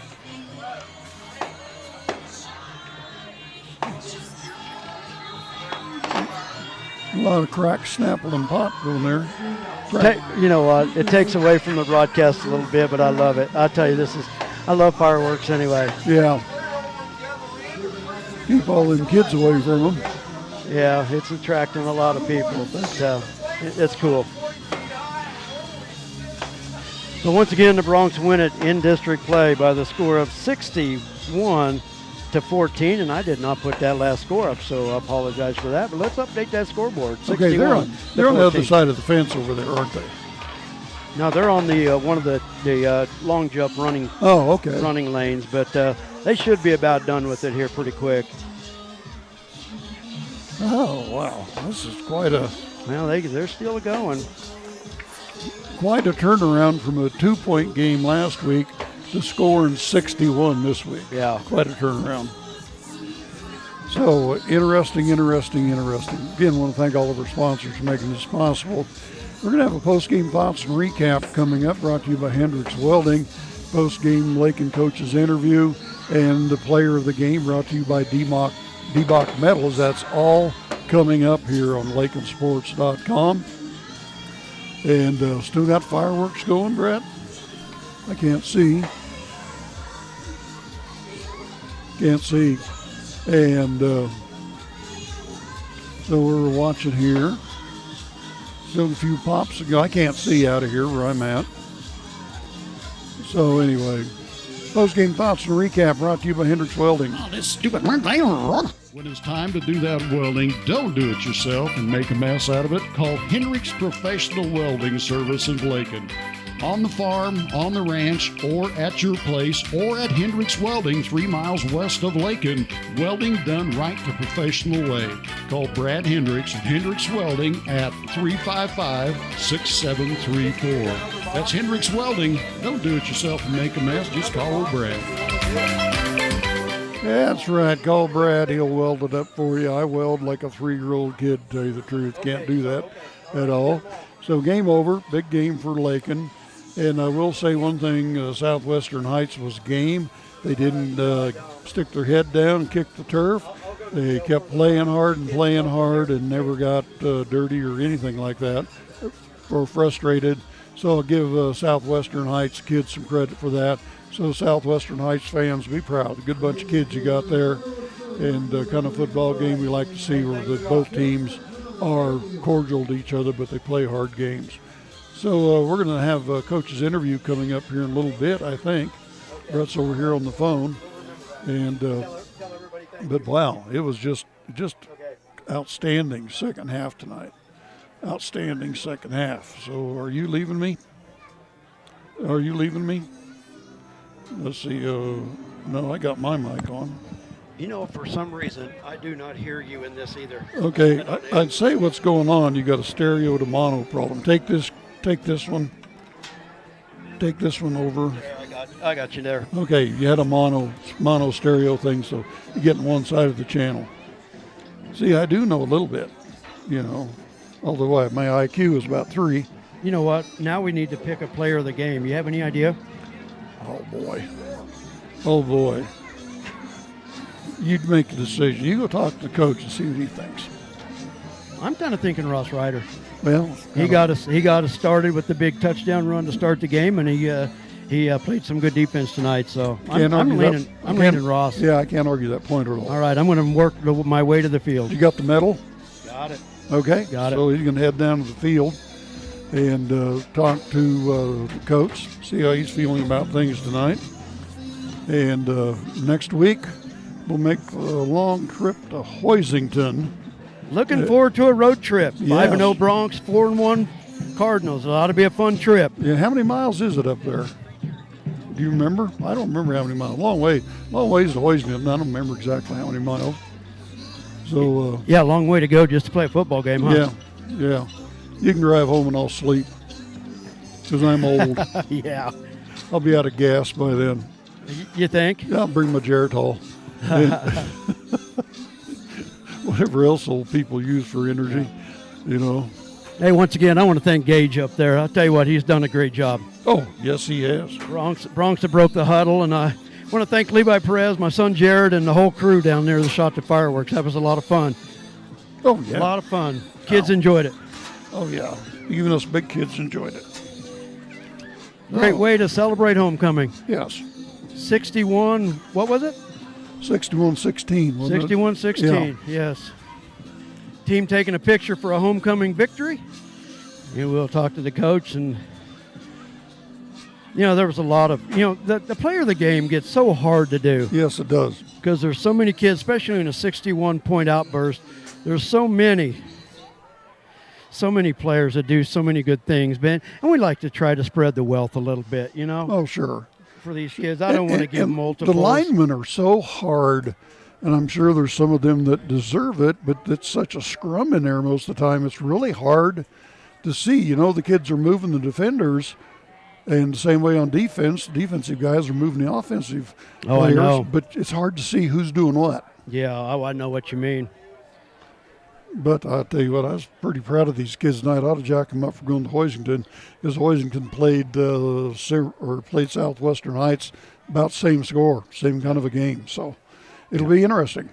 And I think Hoisington, they had Pratt tonight. Huge game for Hoisington tonight, playing Pratt. Oh, that's probably a good rivalry, isn't it? It is, yeah. And it's a non-district game for both teams, but that's always a big game for both teams. So that's a blood and guts game. Yeah. Wow.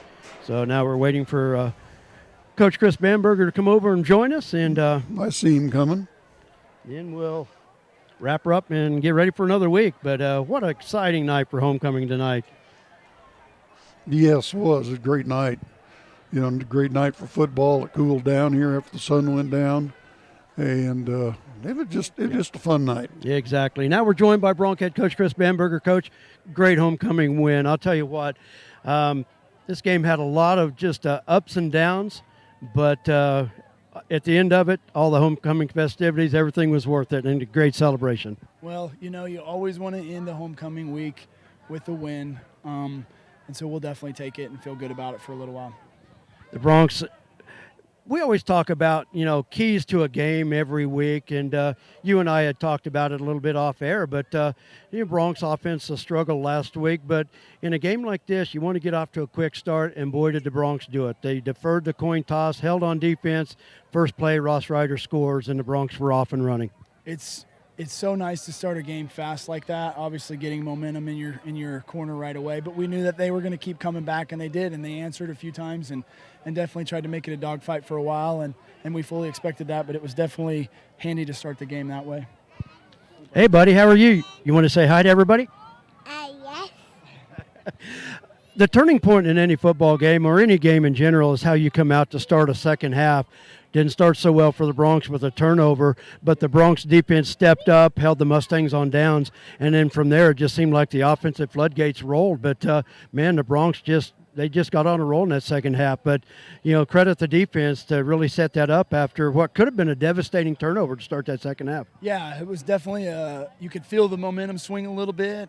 They were fired up, but I feel like, again, the bigs up front, they really bowed up. I think there was some defensive linemen in the backfield about that whole series, made some plays in the backfield and made it really handy for us to get a stop. One of the things we see week after week, of course, Armando's had big games, Coulter's had big games, Maddox has had some big games. Tonight, I think it was Ross Ryder's time for a big game, but throughout the year, Ross Ryder's been a major contributor to this offense. Yeah, I think every week those kids grow a little bit. You know, they're all young, but they're getting more comfortable in their positions. Their coaches are really coaching them up, and they, you know, when they're ready to answer the call when it comes time, it's really nice to see them be successful.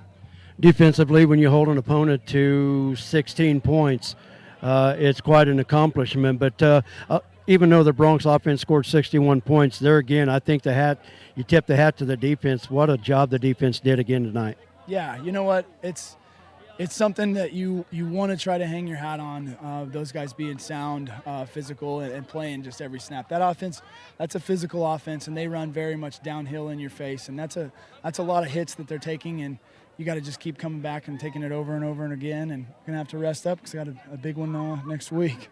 You beat me to the punch. A big one next week. The 5-0 Broncs. Hoisington in a tough one tonight, but Hoisington is always a tough place to go play. A lot of tradition and a lot of tradition of strong football teams. But the Broncs, after a win like this, it's a lot easier to roll in town than maybe it would have been a 2-0 game or whatever. But a lot easier to roll into town when you win by the amount that the Broncs did tonight. Yeah, we can enjoy this one this evening, and then it's back to work tomorrow morning as soon as we get film exchanged, and we fully expect Coach Baird to have, you know, his squad ready to go, and we'll go on the road and see how we prepared. Well, once again, Coach, congratulations. A big homecoming win.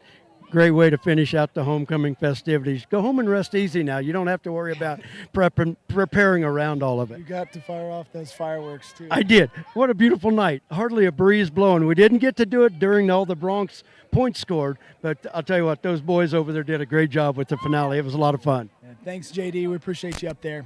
Coach, great job. Have a great weekend. We'll talk to you next week. Once again, that's Bronx head coach Chris Bamberger, and a huge win for the Bronx here on homecoming. I want to thank all the sponsors that make Lakin Bronx Sports YouTube possible. Without them, we couldn't be doing it. And Gage DeHone, good job. Great job on the camera once again. JD, good call tonight. Everybody have a great weekend. We're back on the air and hitting the road at Hoisington next week. Have a great weekend. Take care. We'll talk to you soon.